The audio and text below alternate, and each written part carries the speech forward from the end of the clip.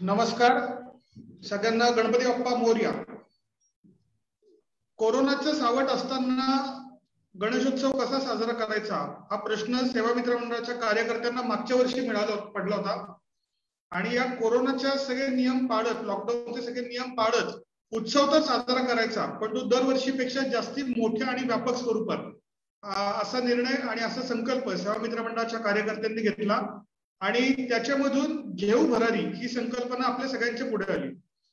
तर मागच्या वर्षी घेऊ भरारी या उपक्रमाच्या माध्यमातून आपण उद्योजकता या विषयातील अनेक नामवंत पाहुण्यांशी बोललो आणि मागच्याच वर्षी ठरवलं की घेऊ भरारी हा उपक्रम फक्त एका वर्षापुरता मर्यादित न राहता कोरोनाचं सावट गेलं तरी सुद्धा हा ऑनलाईन गणेशोत्सव आणि त्यातल्या त्यात मुख्यत्वे घेऊ भरारी हा उपक्रम सुरूच राहील अशी इच्छा सेवा मित्र मंडळाच्या सगळ्याच कार्यकर्त्यांनी बाकीच्यांकडून पण ऐकली आणि आपण ठरवून टाकले की आपण हा कार्यक्रम दरवर्षी करत जाऊ. हेच सगळं चालू असताना कोरोनाची दुसरी लाट आली आणि कोरोनाच्या दुसऱ्या लाटेमध्ये सेवा मित्र मंडळाच्या वतीने आपले जे स्पर्धा परीक्षांचे विद्यार्थी आहेत, पुणे शहरामध्ये महाराष्ट्राच्या ग्रामीण भागातून येतात, तिथे अभ्यास करत असतात, अशा विद्यार्थ्यांची जेवणाची सोय व्हावी म्हणून सेवा मित्र मंडळाचे कार्यकर्ते सलग 2 महिने झटत होते आणि या सगळ्या स्पर्धा परीक्षांच्या विद्यार्थ्यांना 2 वेळचं जेवण हे सेवा मित्र मंडळाच्या वतीने देण्यात येत होतं. पण फक्त नातं जेवणापुरतं मर्यादित नाही राहिलं, तर त्या माध्यमातून हे जे स्पर्धा परीक्षांचे विद्यार्थी आहेत त्यांच्याशी संवाद साधला जात होता, त्यांच्या काही अडचणी डोळ्यासमोर येत होत्या आणि तेव्हा सेवा मित्र मंडळाच्या कार्यकर्त्यांनी ठरवलं की या वर्षीच्या घेऊ भरारीसाठी आपण स्पर्धा परीक्षा हा विषय घेऊ.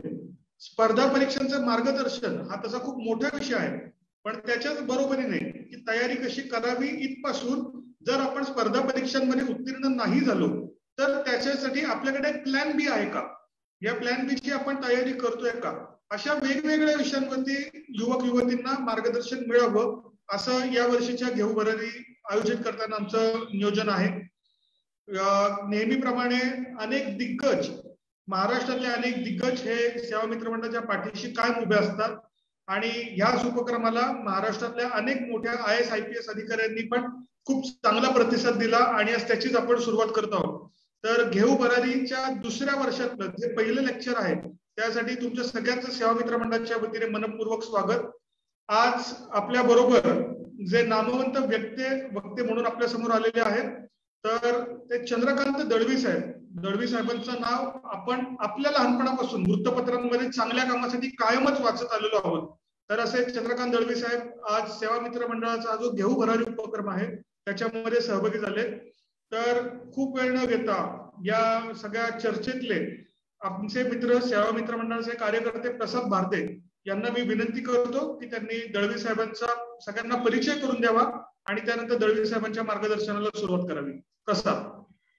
धन्यवाद वैभव. खरं तर असं असतं की काही व्यक्तींची ओळख ही आपल्याला वेगळी करून देण्याची गरज नसते. जसं तू म्हणालास की आपण लहानपणापासून ज्यांचं नाव वर्तमानपत्रातनं बातम्यांमधनं कायम चांगल्या कार्यासाठी ऐकत होतो ते आज प्रशासकीय अधिकारी आज आपल्याला प्रमुख वक्ते म्हणून लाभले. खरं तर सरांचा परिचय करून देणं ही एक औपचारिकता असल्यामुळे मी तो परिचय करून देतो. चंद्रकांत नारायण दळवी, IAS निवृत्त अधिकारी, प्रशासकीय सेवेच्या 1995 महाराष्ट्र केडरचे ते अधिकारी होते. निढळ खटाव, जिल्हा सातारा हे त्यांचं जन्मगाव आणि राहुरी येथून त्यांनी कृषी विद्यापीठात त्यांनी MSc ऍग्री ही पदव्युत्तर पदवी सुवर्ण पदकासह संपादित केली. भारतीय प्रशासकीय सेवेत दळवी यांची कारकीर्द अतिशय उल्लेखनीय राहिली. वेगवेगळ्या पदांवरती दळवी साहेबांनी काम केलं की जसं मुख्य कार्यकारी अधिकारी जिल्हा परिषद अहमदनगर आणि त्याच्यानंतर उपमुख्यमंत्री महाराष्ट्र यांचे सहसचिव मंत्रालय मुंबई येथे, जिल्हाधिकारी आणि जिल्हा न्यायदंडाधिकारी पुणे जिल्हा, यशदा प्रशिक्षण संस्थेचे महासंचालक, जमाबंदी आयुक्त आणि संचालक भूमी अभिलेख महाराष्ट्र, सहकार आयुक्त व निबंधक व सहकारी संस्था महाराष्ट्र राज्य, विभागीय महसूल आयुक्त पुणे विभाग. भारतीय प्रशासकीय सेवेतील श्री दळवी यांची उत्कृष्ट कारकीर्द तर राहिलीच आहे, तर तसंच त्यांनी वेगवेगळ्या पदांवर देखील आपल्या काम करत असताना अनेक योजना या संकल्पित करून सरकारच्या वतीने आखणी आणि प्रशस्ती आणि ज्याला आपण म्हणतो की एक नुसतीच आखणी नाही तर ती यशस्वी अंमलबजावणी करणं हे सुद्धा त्यांनी केलेलं आहे. लोकाभिमुख योजना अतिशय त्यांच्या लोकप्रिय ठरल्या असून नागरिकांच्या अनेक समस्या दूर होण्यासाठी या योजनांची खूप मोठ्या प्रमाणात मदत झाली. संत गाडगेबाबा ग्राम स्वच्छता अभियान 2000 असेल किंवा हगणदारी मुक्त गाव योजना 2002 असेल, महात्मा गांधी तंटामुक्त गाव योजना 2007 असेल, झिरो पेंडन्सी आणि डेली डिस्पोजल 2008, ई महाभूमी 2010, राज्यातील भूमी अभिलेखांचे आधुनिकीकरण संगणकीकरण सरांच्याच काळात झालं. लोकाभिमुख आणि गतिमान प्रशासनासाठी दळवी सरांनी विकसित केलेला झिरो पेंडन्सी व झिरो डिस्पोजल हा उपक्रम राज्याच्या सामान्य प्रशासन विभागातर्फे 15/2/2018 रोजी आदेश निर्गमित करून राज्यातील निमशासकीय कार्यालयांना देखील लागू करण्यात आला. अनेक पुरस्कारांनी दळवी सरांना आतापर्यंत सन्मानित करण्यात आलेलं आहे, ज्यामध्ये महाराष्ट्र शासनाचा उत्कृष्ट जिल्हाधिकारी पुरस्कार, राजीव गांधी प्रशासकीय गतिमानता पुरस्कार, स्वच्छता दूत पुरस्कार, वसंतराव नाईक जलसंधारण पुरस्कार, यशवंत वेणू पुरस्कार, स्कॉच स्मार्ट गव्हर्नन्स पुरस्कार, मंथन पुरस्कार, भला माणूस पुरस्कार अशा अनेक पुरस्कारांनी सन्मानित असणारे आजचे आपले पाहुणे. आणि गेली अनेक वर्ष म्हणजे 35 वर्षांपेक्षा जास्त सुद्धा 35 वर्ष त्यांनी प्रशासकीय सेवेत आपली घालवली, जी समर्थपणे त्यांनी ती बाजू सांभाळली. त्यानंतरही असं म्हटलं जातं की जो माणूस कामात कायमच व्यस्त असतो आणि चांगल्या कामात कायमच व्यस्त असतो तो निवृत्तीनंतरही स्वस्थ बसत नाही. आणि बहुतेक त्याचीच परिणिती ही आपल्या सगळ्यांना आलेली की सेवानिवृत्तीनंतरही ग्रामविकासाचा धसा घेऊन त्यांनी दळवी सरांनी सत्व फाउंडेशन ची स्थापना केली आणि महाराष्ट्रातील 30 गावांच्या परिपूर्ण विकासासाठी त्यांच्या नेतृत्वाखाली ही संस्था कार्यरत आहे. खरं तर प्रेक्षकांना मला हे सांगायला नक्की आवडेल की मुळात जेव्हा सकाळी दळवी सरांच्या मुलाखत घ्यायची असं जेव्हा शिरूभाऊंचा फोन आला तेव्हा कधी कधी असं होतं की आपण ज्या व्यक्तीची मुलाखत घेणार आहोत त्या व्यक्तीबद्दलचा अभ्यास आपल्याला पूर्णपणे करणं गरजेचं असतं. गुगलवरती चंद्रकांत दळवी IAS अधिकारी असं टाकल्यानंतर फटकन जी माहिती सगळी पॉपअप झाली ती इतकी विस्तृत होती की मी अर्धा दिवस जवळजवळ ती माहिती सगळी वाचून काढली आणि म्हणलं मला वाटतंय की ती माहिती आपण लोकांसमोर मांडण्यापेक्षा थेट त्यांच्याशी चर्चा केली तर ते जास्त व्यवस्थित होईल. दळवी सर, खूप खूप स्वागत सेवा मित्र मंडळाच्या या उपक्रमामध्ये. आणि आजचा जो आपला विषय आहे अर्थात मी प्रश्नोत्तरांचा तास आपण नंतर घेणारच आहोत, पण त्याच्या आधी मी आपल्याला विनंती करतो की आपण आपलं मनोगत या ठिकाणी व्यक्त करा. सर्वांना नमस्कार.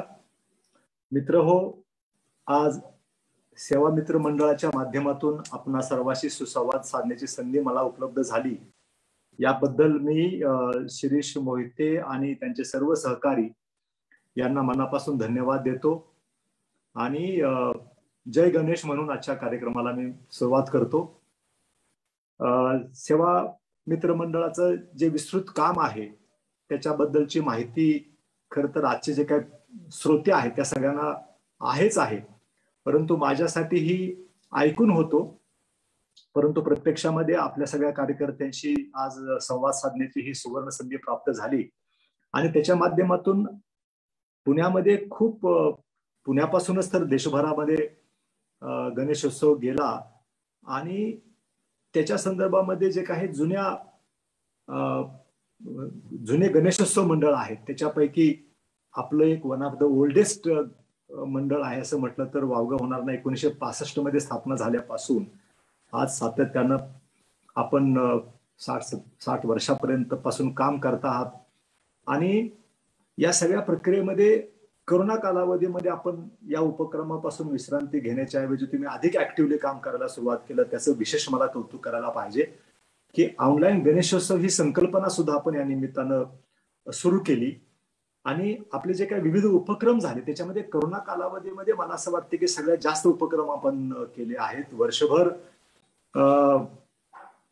सामाजिक उपक्रम करण्याच्या बाबतीमध्ये काही मंडळ नामांकित आहेतच, परंतु याच मंडळाने आणि खास करून सेवा मित्र मंडळाने कोरोना कालावधीमध्ये प्रचंड मोठ्या प्रमाणावर काम केलं आणि त्याच्यामध्ये सगळ्यात महत्वाचा जो विषय आहे तो आज आपण स्पर्धा परीक्षांच्या विद्यार्थ्यांच्या बरोबर बोलत असताना स्पर्धा परीक्षाचे विद्यार्थी जे उघड्यावर पडले होते खऱ्या अर्थानं पुण्यामध्ये, त्या सगळ्यांना आधार द्यायचं काम, त्यांच्या पाठीमागं कुणीतरी आहे, समाज आपल्या पाठीशी आहे हे उभं करण्याची भावना त्यांच्या मनामध्ये निर्माण केली.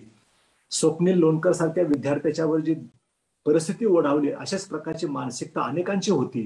केवळ आपल्यासारखे संस्थेनं पाठबळ दिलं आणि म्हणूनच हे सगळे विद्यार्थी आज पुन्हा उभारी घेत आहेत घेऊ भरारीच्या माध्यमातून, असं म्हटलं तर चुकीचं होणार नाही. आणि म्हणून आपण त्यांना अन्नकोठ्याच्या माध्यमातून सलग 50-52 दिवस आपण जेवणाची सगळ्यांची व्यवस्था केली. आणि असाच प्रकारच्या दुर्लक्षित जो काही एक वर्ग आहे, लोककलावंतच नव्हे तर खरं तर सिनेमा सृष्टी असेल, नाट्यसृष्टी असेल, इथले सर्वच कलाकार असतील, कलाकारच नव्हे तर पडद्यामागच्या आणि पडद्यावरील सगळेजणच अजूनही कोरोना कालावधीमधून त्यांना मुक्तता झालेली नाही. ह्या सगळ्यांना आपण मदतीचा हात दिला आणि विविध उपक्रम आपण जे काही राबवत आहात, सामाजिक उपक्रमाचे देखावे हे तर आपलं वैशिष्ट्य आहेच, परंतु त्याच्याबरोबर सामाजिक उपक्रमावर वर्षभर काम करत राहणं हे खरोखरच अतिशय कौतुकास्पद आहे. आणि ऑनलाईन गणेशोत्सवाच्या माध्यमातून जे काही उपक्रम, गेल्या वर्षी आपण उद्योजकता उपक्रम सुरू केला आणि यावर्षी देव भरारीच्या माध्यमातून स्पर्धा परीक्षेच्या विद्यार्थ्यांना आणि इतर उपक्रम आपण राबवत आहात. आपल्याबद्दलची माहिती या निमित्तानं जाणून घेण्याची संधी मिळाली. मी राजीव साबळे यांना मला पहिल्यांदा धन्यवाद देतो की त्यांनी या मंडळ शिरीष मोहितेंच्याकडे माझ्या नावाची शिफारस केली आणि त्याच्यामुळे आज आपल्याशी संवाद साधतो आहोत. मी आता जो मुख्य विषय आहे आज घेऊ भरारी याच्या माध्यमातून, तो म्हणजे स्पर्धा परीक्षेच्या विद्यार्थ्यांना मार्गदर्शन, या विषयावर मी पुढचं एक अर्धा तास आपल्याशी बोलेन आणि त्याच्यानंतर आपण प्रश्नोत्तराच्या माध्यमातून आपण आणखी विस्तृतपणे चर्चा करू. वक्ता म्हणून मी आपल्यासमोर हे बोलण्यापेक्षाही आपल्या मनातल्या प्रश्नांचे उत्तर देणं माझ्या दृष्टिकोनातून जास्त महत्वाचं आहे. स्पर्धा परीक्षेला मार्गदर्शन, आपण जे स्पर्धा परीक्षेला बसणारे विद्यार्थी आहेत त्यांनी या विषयामध्ये खूप यापूर्वीपासून अभ्यास केलेला असतो आणि बऱ्याच वक्त्यांच्या माध्यमातून आपण याचं रिपिटेशन पण आपल्याला झालेली असते, उजळणी पण झालेली असते. प्रत्येक वक्त्याचे ज्यांनी स्पर्धा परीक्षेच्या माध्यमातूनच सेवेमध्ये प्रवेश केला आणि उत्कृष्ट अशा प्रकारचं काम केलं, असेच स्पर्धा परीक्षेमधले यशस्वी विद्यार्थी आणि यशस्वी प्रशासक यामध्ये आपल्याला वेळोवेळी मार्गदर्शन करत असतात. त्यांच्यामधून अनेक विषय आपल्यासमोर मांडले गेलेले असतात, त्यामुळं रिपिटेशन होतं. परंतु याच्यामध्ये काही विद्यार्थी नव्यानं जॉईन झालेले असतात वेगवेगळ्या फोरमच्या माध्यमातून आणि म्हणून अनेक ॲटम्स दिलेले विद्यार्थ्यापासून ते स्पर्धा परीक्षेकडे वळण्यासाठी इच्छुक असलेले विद्यार्थी आज जरी प्रत्यक्षामध्ये याच्या आज लाईव्ह मध्ये कमी असले तरी मगाशी ज्या पद्धतीने सांगितले की फेसबुक लाईव्हच्या अदर पेजेसला पण आपण शेअर करत असल्यामुळं अनेक विद्यार्थ्यांच्यासाठी सेवा मित्र मंडळाचा हा घेऊ भरारी उपक्रम हा स्पर्धा परीक्षेची तोंडओळख सुद्धा नाही अशा विद्यार्थ्यांच्या समोर सुद्धा जाणार आहे. आणि म्हणून कॅप्सूलच्या फॉर्मॅटमध्ये अत्यंत कमी वेळामध्ये मी फक्त मुद्द्यांना स्पर्श करेन आणि भावनिक किंवा आव्हानात्मक बोलण्याच्या पेक्षा मुद्दे कुठले कुठले विचारात घेतले पाहिजेत स्पर्धा परीक्षा देणाऱ्या विद्यार्थ्यांनी आणि का स्पर्धा परीक्षेला वळालं पाहिजेच्या बाबतीमध्ये मी सुरुवातीला मार्गदर्शन करेन आणि नंतर प्रश्नोत्तराकडे जाऊया. पहिल्यांदा स्पर्धा परीक्षा म्हणजे काय आहे. आता स्पर्धा परीक्षेच्या खरं तर स्पर्धेच्या युगामध्ये आपण आहोत. गेले 20 वर्ष इकॉनॉमिक रिफॉर्म झाल्यापासून खऱ्या अर्थानं स्पर्धेचं युग आपल्या देशामध्ये सुरू झालं आणि मग स्पर्धा फक्त महाराष्ट्र लोकसेवा आयोग आणखी केंद्रीय लोकसेवा आयोगामार्फतच्या परीक्षेमध्ये बसण्यापुरतच स्पर्धेचं युग राहिलेलं नाही. तर कुठले क्षेत्र असं राहिलं नाही की जिथे स्पर्धा नाही. आणि म्हणून स्पर्धा म्हटलं की काही कॉमन गोष्टी असतात. मग ती कुठल्याही लेवलची स्पर्धा असेल तर तिथे सगळ्याच गोष्टींना सामोरं जावं लागतं आणि काही त्याच्यातले बेसिक मुद्दे असतात ते आपल्याला टाळता येणार नाही. त्याच्यामध्ये आपल्याला मास्टरी घेतल्याशिवाय कुठल्या स्पर्धेमध्ये आपण यशस्वी होऊ शकत नाही. पण स्पर्धा परीक्षा असं नेमक्या अर्थानं जर बोलायचं असेल तर का स्पर्धा परीक्षा घेतली जाते, तर ज्या ठिकाणी एक चांगल्या विद्यार्थ्यांची निवड करून त्यांच्या हातामध्ये काही जबाबदाऱ्या द्यायच्या असतात आणि त्यासाठी समाजामधील इतक्या मोठ्या लोकसंख्येमधून अनेक विद्यार्थ्यांच्या मधून कशा चांगल्या विद्यार्थ्यांची निवड करायची यासाठी विद्यार्थ्यांची स्पर्धा परीक्षा घेणं त्यांची चाळणी करण्यासाठी प्रिलिमिनरी परीक्षा आणि मग त्याच्यातून पासआउट झालेल्या विद्यार्थ्यांच्यासाठी मेन परीक्षा आणि त्याच्यामधून आणखी निवड बारकाव्यानं करण्यासाठी इंटरव्ह्यूज आणि ग्रुप डिस्कशन याच्या माध्यमातून सर्वोत्तम अशा प्रकारचे विद्यार्थी या स्पर्धा परीक्षेमार्फत सिलेक्ट होत जातात. आपण काही वर्षापूर्वी 10-12 वर्षापूर्वी आपण जनरली ऐकलं असेल की स्पर्धा परीक्षेच्या विद्यार्थ्यांच्या मध्ये सुद्धा एक कन्फ्युजनचा कार्यक्रम असायचा. कन्फ्युजन व्हायचं की इथे सुद्धा हस्तक्षेप केला जातो, इथं वशिलेबाजी केली जाते आणि इथं करप्शन चालतं आणि असे काही कालावधी पण येऊन गेलेले आहेत आपल्या इतिहासामध्ये. आणि त्याच्यामुळे अशा प्रकारची एक भ्रम लोकांच्या मध्ये निर्माण झाला होता. पण मी आपल्याला ठामपणे सांगू इच्छितो की स्पर्धा परीक्षेच्या माध्यमातून ही टेक्नॉलॉजी आल्यापासून आता इतकी फेसलेस अशा प्रकारची ही सिस्टीम सगळी सुरू झालेली आहे. त्याच्यामुळे इथे विद्यार्थी कोण आहे याच्यापासून ते परीक्षक कोण आहेत आणि इंटरव्ह्यूला येणारं बोर्ड कोण आहे इथपर्यंत पूर्णपणे गोपनीयता पाळली जाते. त्यामुळं इंटरव्ह्यूला जाणाऱ्या विद्यार्थ्याला हे माहिती नसतं की आज बोर्ड कोण आहे, त्या बोर्डमध्ये मेंबर्स कोण आहेत. म्हणजे त्याची नावं सगळ्यांना माहिती असतात, परंतु जे 10-15 लोकांचं जे बोर्ड आहे त्याच्यामधून 4-5 बोर्ड बनवले जातात. मुद्दा मी शेवटच्या मुद्द्यापासून करतो आणि पहिल्या मुद्द्याकडे शेवटी येतो की इंटरव्ह्यूच्या बोर्डसाठी समजा जर का 4 बोर्ड तयार करायचे असतील आणि प्रत्येक बोर्डमध्ये जर का 3 मेंबर असतील तर 4-12 लोक एकत्र येतात. त्या 12 पैकी 3 कोण बोर्डमध्ये असतील याचे सुद्धा लॉट्स टाकले जातात सकाळी आणि त्या लॉट्स टाकल्यानंतर मग ते बोर्ड तयार होतात. त्यामुळं तुम्ही कोणाचं नाव ऐकलं असेल की मला उद्याच्याला अमक्या बोर्डासमोर जाणार आहे, तिथं कोणाच तरी वशिला लावावा इम्पॉसिबल झालेला आहे. एक पहिली गोष्ट हे एवढ्यासाठी सांगतो आहे की सरळ कॉन्सन्ट्रेशन करा पूर्ण अभ्यासावर. इकडे तिकडे वशिलेबाजी लावायचे, करप्शन, पैसे द्यायचे हे भानगड आता शिल्लक राहिलेले नाही. हे आपल्याला ठामपणे मी सांगू इच्छितो. म्हणून जे प्रामाणिकपणे अभ्यास करतील, चिकाटीने अभ्यास करतील ते 100% यशस्वी होणार. याच्या बाबतीमध्ये दुमत असायचं काही कारण नाही. सो पहिली काळजी घ्या की निम्म लक्ष वशिला कुठून लावायचा, पैसे कोणाकडे कसे द्यायचे आणि निम्म लक्ष अभ्यासाकडे असं काही करू नका. हा धंदा बंद झालाय टेक्नॉलॉजीमुळे. आता ट्रान्सपरन्सी 100% आलेली आहे. पहिला मुद्दा. दुसरा मुद्दा असा की जो इंटरव्ह्यूला जाणारा जो विद्यार्थी असतो, पूर्वीच्या काळामध्ये आपण ऐकलं असेल की तुमची फाईल असते, त्याच्यामध्ये तुमचे सर्टिफिकेट असतात, ते सगळं जे आहे ते आपण इंटरव्ह्यूच्या बोर्ड समोर ठेवलं की मग ते सगळे चालणार आणि त्याच्यातून तुम्हाला प्रश्न विचारले जाणार. मित्र हो, त्याच्यातून ओळख पटायची विद्यार्थ्यांची आणि मग ती सिस्टीम सुद्धा आता बंद झाली आहे. आता तुमची काहीही माहिती दिली जात नसते. तुमचं नाव सुद्धा इंटरव्ह्यू घेण्याला बोर्डला माहिती नसतं. तुमचा टोकन नंबर असतो तुम्हाला दिलेला आणि तो टोकन नंबर फक्त विद्यार्थ्या बोर्ड समोर येतो. त्यामुळे विद्यार्थी कोण आहे हे माहिती नाही आणि बोर्डचे मेंबर कोण आहेत हे माहिती नसतं. अशा निष्पक्षपातीपणानं इंटरव्ह्यूचं काम चालतं. आता याच्यापेक्षा आणखी आपल्याला मी काय सांगितलं पाहिजे की चांगल्या कारण मी इंटरव्ह्यूच्या बोर्डमध्ये काम केलेलं आहे, करतोय आहे आता सुद्धा आणि सध्या मॉक इंटरव्ह्यूच्या माध्यमातून पण बऱ्याच विद्यार्थ्यांना मी मार्गदर्शन करतो आहोत. तर पहिला हा मुद्दा लक्षात घ्या की स्पर्धा परीक्षा ही कटथ्रोट झालेली आहे. कुठेही डायव्हर्जन होऊ देऊ नका आणि पूर्णपणे प्रामाणिकपणे अभ्यास करा. तुम्ही 100% यशस्वी होणार. याच्या बाबतीमध्ये खात्री बाळगायला हरकत नाही. आता स्पर्धा परीक्षा म्हणजे फक्त महाराष्ट्र लोकसेवा आयोग आणि केंद्रीय लोकसेवा आयोग एवढंच आहे का? नाही आहे. स्पर्धा परीक्षा म्हटलं की बँकिंग सर्व्हिस रिक्रुटमेंट बोर्ड आहे, रेल्वे रिक्रुटमेंट बोर्ड आहे, NDA आहे, त्याच्यानंतर पुन्हा शॉर्ट सर्व्हिस कमिशन आहे.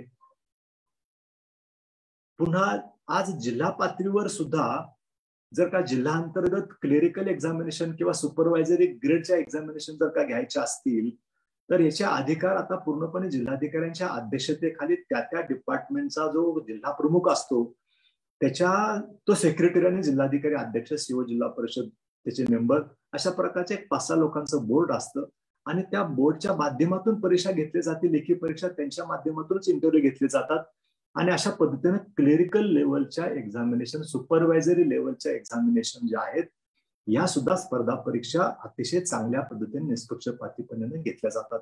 म्हणून त्याची पण तयारी आपल्याला स्पर्धा परीक्षेच्या तयारी माध्यमातूनच करावी लागत असते.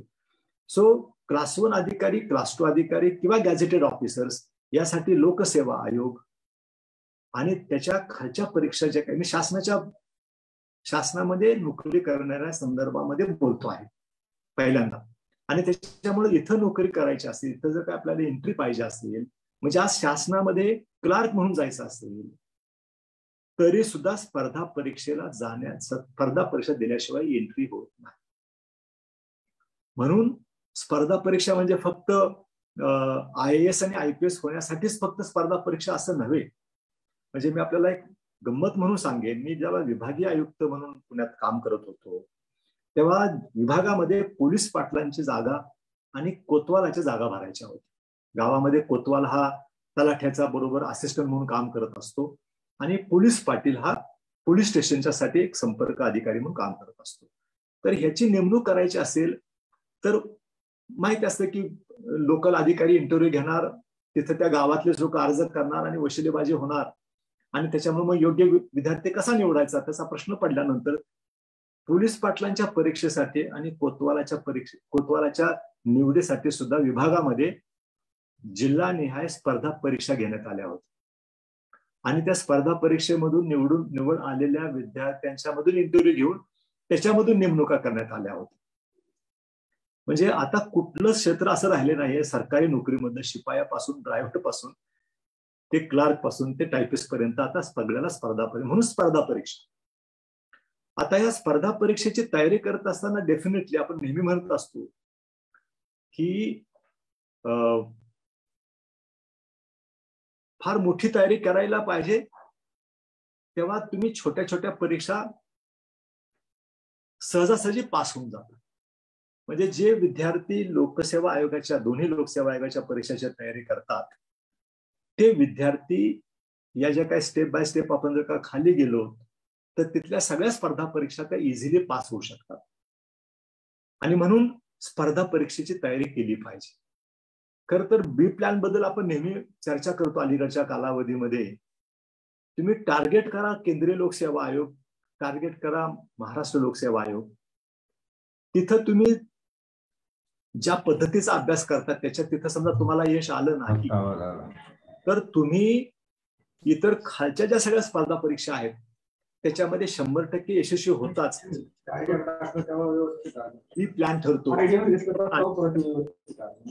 आणि म्हणून स्पर्धा परीक्षेची तयारी करत असताना कुठल्या ना कुठल्या स्पर्धा परीक्षेच्या माध्यमातूनच आपण यशस्वी होणार आहोत हे गृहीत धरूनच आपल्याला अभ्यास करावा लागतो.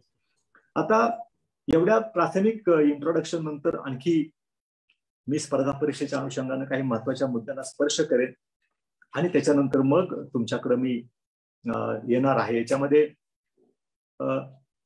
स्पर्धा परीक्षा देऊन राज्याच्या प्रशासनामध्ये काय यायचं हा मुद्दा आहे की नाही. तर त्याच्यामधले काही मुद्दे फक्त मी ते विस्तार करणार नाही पण आपल्या मुद्दे फक्त स्पर्श करेन. की पहिला मुद्दा आहे की शासनाची सर्व्हिस आहे म्हणजे सेक्युरिटी आहे. त्याच्याबद्दल काही दुमत असायचं काही कारण नाही. त्यामुळे सेक्युरिटी 100%. म्हणजे गमतीनं म्हटलं जाते की शासनामध्ये काम नाही केलं तरी पगार नाही. ही फार मोठी सिक्युरिटी. पण तुम्हाला त्या उद्देशाने जायचं नाहीये, लक्षात घ्या. तो म्हणून लोक इकडे येण्याचा प्रयत्न करतात. दुसरं, सरकारी नोकरीमध्ये असणं हे सन्मानाचं पद असतं. गॅझेटेड ऑफिसर असेल तरच नव्हे, परंतु शासकीय सेवेमध्ये असलेला एखादा क्लार्क, एखादा शिपाई सुद्धा त्याला खूप सन्मान असतो समाजामध्ये. हे आपण मान्य केलं पाहिजे. म्हणून शासकीय सेवेमध्ये लोक यायचा प्रयत्न करतात. दुसरं असं की it's a paid social service. सेवा मित्र मंडळ त्यांचे सगळे कार्यकर्ते रात्रंदिवस काम करतात. त्यांना कोण पगार देत? घेऊ भरायचा कार्यक्रम ऑर्गनाईज करतायत, कोण पगार देत? 50 दिवस स्पर्धा परीक्षेच्या विद्यार्थ्यांना विनामूल्य जेवण दिलं उत्कृष्ट क्वालिटीचं, कोण यांना पगार देत आहे? मात्र शासकीय नोकरीमधला मनुष्य जो काम करतो त्यानं केलेलं प्रत्येक काम हे सोशल सर्व्हिस मध्ये काउंट होतं. इंटरेस्टिंगली, कारण असं की ज्याचं काम होतं तो धन्यवाद देतो साहेबाला, तो धन्यवाद देतो ज्या ऑफिसमधून काम झालं तिथल्या क्लार्कला धन्यवाद देतो, तिथल्या शिपायाला धन्यवाद देतो. कारण शिपायाला नमस्कार केल्याशिवाय साहेबांचं दर्शनच होत नाही. तो ज्या शिपाई साहेबांनी तुम्हाला आज सोडलं साहेबांच्याकडे, त्याला सुद्धा तो धन्यवाद देतो आणि वर सरकारचा पगार पण मिळत असतो. आणि मनात घेतलं तर खूप काही सामाजिक काम आपल्या मार्फत होत असतं. आणि म्हणून बदल्या होतात. कुठेही चॅलेंज असावं लागतं ना. काही काम करताना चॅलेंज असेल तर मग त्याच्यामध्ये मजा आहे. जगण्यामध्ये सुद्धा चॅलेंज असेल तर जगण्यामध्ये मजा आहे. शासकीय सेवेमध्ये बदल्या होतात आणि बदल्या झाल्यानंतर नवीन पदावर जावं लागतं, नवीन वातावरणात जावं लागतं, नवीन लोकांशी संपर्क येतो, त्याच्यातून आपलं विश्व हे जे आहे ते प्रगल्भ होत जातं. खूप ऍडव्हान्टेजेस त्याच्यामध्ये आपल्याला पाहायला मिळतात. दुसरं असतं की नवीन नवीन संकल्पना तुम्हाला तुमच्या मनातल्या संकल्पना मूर्त स्वरूप देऊन ते लोकहितासाठी वापरता येतात. मगाशी माझी ओळख करून देत असताना अनेक योजनांची नावं दिली. मी शासकीय सेवेमध्ये नसतो तर कदाचित ह्या योजना लोकांच्यासाठी करता आल्या नसत्या. आणि प्रत्येक स्तरावर प्रत्येक पदावर हे शक्य असतं आपापल्या परीनं. मी IAS अधिकारी म्हणून त्या योजना महाराष्ट्रातील राबवल्या. प्रत्येक कर्मचारी प्रत्येक अधिकारी आपापल्या कार्यक्षेत्रामध्ये अशा नाविन्यपूर्ण उपक्रम राबवून लोकांच्या खूप मदतीला येतो, सेवन होतो. आणि पदोन्नतीनं तो शिखर पालांकरत करत राहतो. सुरुवात जरी त्याची क्लेरिकल मध्ये झाली तरी तो प्रवृत्ती होईपर्यंत क्लासरूम अधिकाऱ्यापर्यंत पोहोचतात. अशा प्रकारचं पाहतो आपण. तर संपन्न आणि परिपूर्ण विश्व निर्माण होतं, नव्या नव्या संधी निर्माण होतात त्याच्या निमित्ताने. आणि म्हणून शासकीय सेवेमध्ये लोकांनी आलं पाहिजे आणि येत आहेत लोक. आता हे सगळं असेल तर मग स्पर्धा परीक्षेचं मार्गदर्शन करत असताना काय मार्गदर्शन करणार? आपल्याला तर सगळं माहितीच आहे, आपण इतके तयारी करता आहात तर मार्गच आहे. पण माझ्या दृष्टिकोनातून तुम्ही काय विचारात घेतलं पाहिजे मुद्दे मी थोडक्यात मांडणार आहे. एकतर स्पर्धा परीक्षेच्या संदर्भामध्ये काही गैरसमज आहेत, काही मिसकन्सेप्शन्स आहेत, ते आपण काढून टाकल्या पाहिजेत. पहिलं असं की ते खूप हुशार असावं लागतं. स्पर्धा परीक्षेसाठी बसणारा विद्यार्थी खूप हुशार असला पाहिजे. 12वीला तो मेरिटमध्ये आला असला पाहिजे, 10वीला मेरिटमध्ये आला असला पाहिजे, CET मध्ये मेरिटमध्ये आला, असं काही लागत नाही. पहिलं गोष्ट, जो स्पर्धा परीक्षेची प्रामाणिकपणे चांगली तयारी करतो असा प्रत्येक विद्यार्थी या ठिकाणी यशस्वी होऊ शकतो. त्यामुळे मेरिटचा कॉलेजमध्ये तुम्ही जे काही शिक्षण घेतलं आणि तुम्हाला काय मेरिट होतं याचा फारसा संबंध इथं नसतो. तुम्ही टॅलेंटेडच असावं लागतं असं पण काही नाही. जो मेहनत घेतो, सिस्टमॅटिकली स्टडी करतो, चांगल्या पद्धतीने पेपर देतो, लिहितो, असा प्रत्येक विद्यार्थी ते यशस्वी होऊ शकतो. त्याच्यानंतर मग तो कुठल्या साईडचा आहे हे पण महत्वाचं नसतं. जाहिरातच असते की ऑल ग्रॅज्युएट्स कॅन अपियर.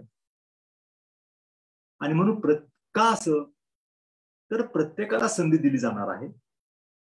त्यामुळे टॅलेंटचा इथं संबंधच नाही. टॅलेंट हे अक्वायर करावं लागतं, इंटेलिजन्स अक्वायर करावं लागतं. ऑटोमॅटिक असला तरी त्याला घासून पुसूनच त्याला झळाळी आणि चकाकी प्राप्त होत असते. त्यामुळं कॉलेजियन जीवनामध्ये डिग्री मिळवपर्यंत तुम्ही काय केलं याच्यापेक्षा तुम्ही स्पर्धा परीक्षेची तयारी करताना कशी तयारी करणार आहात हे महत्वाचं असतं. 8-10 तास अभ्यास करावा लागतो, एक भीती. कारण ज्यांनी कॉलेजच्या जीवनामध्ये बाबजीत मी 3-4 तास अभ्यास केला नाही, तो 8-10 तास अभ्यास करावा लागतो म्हणल्यानंतरच तो अपेअर व्हायचं सोडून देतो. असं काही नसतं. प्रत्येकाची शैली कामाची असते, त्याच्यावर अवलंबून असतं किती तास अभ्यास केला पाहिजे. आणि इंग्लिश उत्तम असावं लागतं हाच एक दुसरा भ्रम आहे, गैरसमज आहे. म्हणजे युनियन पब्लिक सर्व्हिस कमिशन मध्ये सुद्धा आता प्रत्येक लँग्वेजमध्ये तुम्हाला इंटरव्ह्यू देता येतो. मराठीमध्ये इंटरव्ह्यू देता येतो, तामिळमध्ये देता येतो. तुम्हाला लँग्वेज चूज करावी लागते. म्हणजे तुम्हाला पेपर सुद्धा ज्या तुमच्या मातृभाषेमध्ये लिहिता येऊ शकतो. केंद्रीय लोकसेवा आयोगाचा पेपर सुद्धा. त्याच्यामुळं लँग्वेजचा प्रॉब्लेम नाही. तर हे गैरसमज आहेत, प्राधान्यानं हे प्रचलित मोठे गैरसमज आहेत, ते डोक्यातनं काढून टाका, कामाला लागा. मग काय गुण आवश्यक आहेत थोडक्यामध्ये सांगायचं तर परिश्रम करण्याची तयारी असली पाहिजे आणि परिश्रम हे राईट डायरेक्शनने घेतले पाहिजे. दुसरं ज्याचं कॉमन सेन्स अधिक चांगली आहे तो ह्याच्यामध्ये यशस्वी होतो. ही परीक्षाच मुळात कॉमन सेन्सची असते. लेखी परीक्षा सुद्धा कॉमन सेन्सची असते. फार डीप प्रश्न विचारले जातात लेखी परीक्षेमध्ये असं नाही. अलीकडे तर ऑब्जेक्टिव्ह टेस्ट निघाल्यात सगळ्या. त्यामुळं कॉमन सेन्स जरी वापरलं तरी बऱ्यापैकी तुम्ही यशस्वी होऊ शकता. अभ्यासामध्ये सातत्य असलं पाहिजे. तुम्ही ठरवलं पाहिजे की किती वर्ष स्पर्धा परीक्षेची तयारी करायची. आयुष्यभर करायची का, म्हातारहोपर्यंत करायची का. तर तुम्ही ग्रॅज्युएशन झाल्यानंतर स्पर्धा परीक्षेला पहिली परीक्षा तुम्ही देणार आहात. म्हणजे ग्रॅज्युएशनला तुम्ही ज्याला अपिअर होता त्या वर्षी आलेल्या जाहिरातीसाठी तुम्ही अर्ज करू शकता आणि तुम्ही ग्रॅज्युएट झाल्यानंतर इमिजिएटली तुम्हाला परीक्षा देता येते. सो ग्रॅज्युएशनच्या पहिलं वर्ष आपण सोडून देऊया ग्रॅज्युएशनचं. त्याच्यानंतरचे 3 वर्ष मॅक्झिमम तुम्ही प्रयत्न केला पाहिजे असं माझं वैयक्तिक मत आहे. प्रत्येकाचा अनुभव वेगवेगळा असतो. तुम्ही शक्यतो पोस्ट ग्रॅज्युएशनचा कोर्स करायला पाहिजे. डिग्री घेतल्यानंतर तुम्ही कुठले ना कुठले तरी पोस्ट ग्रॅज्युएशनचा कोर्स केला पाहिजे. MA, MBA, MCOM, MSc, anything. या कालावधीमध्ये हातात ग्रॅज्युएशनचं सर्टिफिकेट असतं. त्याच्या आधारावर तुम्हाला कुठल्याही स्पर्धे परीक्षेला बसता येतं. आणि पोस्ट ग्रॅज्युएशन करत असताना जे आपल्याला अक्कल येते, मॅच्युरिटी येते, ती ग्रॅज्युएशन आणि अंडर ग्रॅज्युएट मध्ये नसते. वयाच्या 21-22 जेव्हा कुठलाही विद्यार्थीनी पोहोचते तेव्हा त्याच्यामध्ये जी मॅच्युरिटी येते त्याचा फार मोठा फरक पडतो. त्यामुळे आपल्याला काय करायचे नक्की, कुठं जायचे याच्या बऱ्यापैकी क्लॅरिटी आलेली असते आणि म्हणून ते वेळ असतो. आणि तुम्ही अकॅडमिक्सशी रिलेटेड शिल्लक राहता. लायब्ररीज, टीचिंग, अभ्यास या विश्वाशी कनेक्टेड राहता आणि म्हणून पोस्ट ग्रॅज्युएशन करत करत जर का तुम्ही स्पर्धा परीक्षेची तयारी केली तर ते अधिक चांगल्या पद्धतीनं केली जाऊ शकते. म्हणून अभ्यासामध्ये सातत्य किती वर्ष ठेवायचंय तर शेवटच्या वर्षापासून फार सिरियसली अभ्यासाला सुरुवात करा. पोस्ट ग्रॅज्युएशनची 2 वर्ष आणि शेवटचं आणखी एखादं वर्ष म्हणजे 3 अटेम्प्ट सिरियसली द्या आणि त्याच्यानंतर ठरवा की पुढे 4थ्या अटेम्प्टला जायचं की नाही, 4थं वर्ष घालवायचं की नाही घालवायचं, का बी प्लॅनला जायचं. बी प्लॅन बद्दल सगळ्या शेवटी बोलणार आहे. सो अभ्यासामध्ये सातत्य ठेवायचं आहे काही वर्ष आणि सराव असला पाहिजे. नुसतं वाचायचं असं नाही तर वाचून लिहायचं आणि लिहिण्याचा सराव करायचा. हे स्पर्धा परीक्षेमध्ये करण्याची आवश्यकता नाही. तर महिनाभर वाचतोय आणि काय त्याचं जर का त्यांनी रिव्हिजन केलं नाही, आपण कुठं आहोत त्याचं जर का त्यांनी स्वतःचं सिंहावलोकन केलं नाही तर उपयोग नाही. आणि स्पर्धा परीक्षेमध्ये लिहावं लागतं, स्पीड असावं लागतं. घड्याच्या काठ्याबरोबर मिनिटाबरोबर स्पर्धा करायची असते. पहिल्यांदा स्पर्धा टाइम बरोबर करायची असते आणि म्हणून वेळेच्या बरोबर स्पर्धा करायची असते तर त्याचे प्रॅक्टिस तुम्हाला करावं पाहिजे. लिखाणाचं प्रॅक्टिस केलं पाहिजे. संयम ठेवावा लागतो या कालावधीमध्ये. 3 वर्ष फार मोठा कालावधी आहे. म्हणजे फर्स्ट इयरला ऍडमिशन घेतल्यापासून ग्रॅज्युएशन व्हायला 3 वर्ष लागतात आणि स्पर्धा परीक्षेची तयारी स्वतःच्या हिमतीवर, स्वतःचा संयम ठेवून, कुठल्याही आमिषाला बळी न पडता, प्रकृती उत्तम ठेवून आपल्याला स्पर्धा परीक्षेची तयारी करावी लागते. तो संयम ढळवणारे अनेक विषय आपल्या समोर येतात आणि त्याला तुम्हाला सामोरं जावं लागतं. टाइम मॅनेजमेंट अतिशय महत्वाचं आहे. कारण 3 वर्ष जर का करायचं असेल तर मिनिट ना मिनिट, 3 वर्षाची किती मिनिटं झाली असा गुणाकार भागाकार करून दिवसभरामध्ये किती मिनिटं अभ्यास केला आणि किती मिनिटं वेस्ट घालवली, इतका बारकाव्यानं तुम्ही जर का टाइम मॅनेजमेंटचं जर का नियोजन केलं तर तुम्हाला स्पर्धा परीक्षेमध्ये यश मिळवणं सोपं आहे. पॉझिटिव्ह अप्रोच असला पाहिजे. करतोय म्हणून करायचं नाही, भोग्या प्रयत्न करून असं असता कामा नये. उतरायचं का नाही उतरायचं आधीच ठरवायचं. त्याला आणखी 6 महिने 10 महिने 1 वर्ष विचार करा. पण स्पर्धा परीक्षेच्या तयारीला उतरल्यानंतर मग मी यशस्वी होणारच. ज्या काही जाहिराती निघते त्याच्यामध्ये फक्त 1 पद मला हवं आहे. किती का स्पर्धक असे ना, मला फक्त 1च पद पाहिजे. अशा प्रकारच्या भूमिकेमधून स्पर्धेसाठी तयारी करायची. म्हणजे 1 पद पाहिजे असताना जर का 100 पदांची जाहिरात निघाली असेल तर ही लॉटरीच आहे समजायला पाहिजे. अशा अप्रोचनी पॉझिटिव्ह दृष्टिकोन ठेवून आपण स्पर्धा परीक्षेची तयारी केली पाहिजे. आणि कॉन्फिडंट. मग सांगितल्याप्रमाणे ओव्हर कॉन्फिडंट नाही, पण कॉन्फिडंटली जायचं. दुसरं महत्वाचा गुण असला पाहिजे की तुम्ही स्वतःच्या नोट्स काढल्या पाहिजे. अलीकडे खूप प्रकारच्या लेखी नोट्स आपल्याला मिळतात. प्रत्येक अकॅडमीच्या नोट्स आहेत, खूप चांगल्या आहेत. अभ्यासक्रमावर पुस्तकं निघालेली आहेत. नुसतं वाचून चालणार नाही. जे काय तुमच्या समोर मटेरियल येते त्याच्या आधारावर स्वतःच्या नोट्स तुम्ही काढत चला. आपल्या सगळ्याला कल्पना असेलच की प्रत्येक विषयाचा जो पेपर असतो त्याचा सिलेबस दिलेला असतो. कुठल्याही स्पर्धा परीक्षेमध्ये सिलेबस दिलेला असतो आणि त्या सिलेबस प्रमाणे तुम्हाला नोट्स काढाव्या लागतात. सिलेबसमध्ये चॅप्टर दिलेले असतात आणि त्या चॅप्टरच्या आधारावर तुमच्या स्वतःच्या नोट्स तयार झाल्या पाहिजेत. तुम्ही पहिल्या वर्षाची परीक्षा देऊपर्यंत तुमच्या नोट्स तयार झाल्या पाहिजेत आणि त्या नोट्स आपल्याला भविष्यामध्ये 3 वेळा वापराव्या लागतील असं गृहीत धरून त्या विस्तृतपणानं बारकाव्यानं लिहिल्या गेल्या पाहिजेत. तुम्ही ज्याला अभ्यास करता आणि लिहिता तेव्हा खऱ्या अर्थानं तुमच्या डोक्यामध्ये ते आणि तुमच्या मेंदूमध्ये ते खऱ्या अर्थानं रुतून बसताना मग ते केव्हाही तुम्हाला प्रकट करता येतं. आणि याच कालावधीमध्ये उत्तम मित्रांचा ग्रुप बरोबर तुमचा असला पाहिजे. 4 टवाळक्या करणारे, 2 चेष्टा मस्करी करणारे अशा लोकांची संगत असता कामा नये. तुमचे 3 वर्ष वाया जातील. तेव्हा लाईक माइंडेड लोक एका ठिकाणी येत असतात नॉर्मली. त्यामुळे मी तुम्हाला वर जे सांगितले काय गुण असायला पाहिजेत, असे गुण ज्याच्यामध्ये आहेत अशा लोकांचा ग्रुप तयार झाला पाहिजे आणि एका विचारानं सगळ्यांनी अभ्यास केला पाहिजे. तर उत्तम मित्रांचा ग्रुप असायला पाहिजे हे आपण लक्षात द्यायला पाहिजे. काय टाळलं पाहिजे, समज गैरसमज मी तुम्हाला काढून टाकले. काय गुण असायला पाहिजे तुमच्यामध्ये याच्याबद्दल मी सांगितलं. काय टाळायचं, न्यूनगंड टाळला पाहिजे. भीतभीत परीक्षा नाही द्यायची, कॉन्फिडंटली परीक्षा दिली पाहिजे. अभ्यास करताना हा असा अभ्यास करतोय, तसा अभ्यास करतोय, प्रत्येकाची आपापली शैली असते, कुणाला कॉपी करू नका. तुम्ही स्वतः आहात, तुमच्यासारखा दुसरा व्यक्ती जगामध्ये नाहीये. दुसऱ्याचं पाहून काही आत्मसात करायचा प्रयत्न करा चांगल्या गोष्टी, पण कॉपी नका करू. आणि म्हणून न्यूनगंड काढून टाका. कुणाची कॉपी करू नका, कुणाला कॉपी नका करू. अभ्यासाची शैली, बोलण्याची शैली तुम्ही आहात हे लक्षात ठेवा. नंतर सोशल मीडियापासून दूर राहिलं पाहिजे. फेसबुक लाईव्ह फक्त बघा, सेवा मित्र मंडळाचा कार्यक्रम, बाकी सगळं बंद ठेवा. आता उलटा कार्यक्रम झालाय कोरोनाच्या कालावधीमध्ये, सगळं ऑनलाईन सुरू झालंय.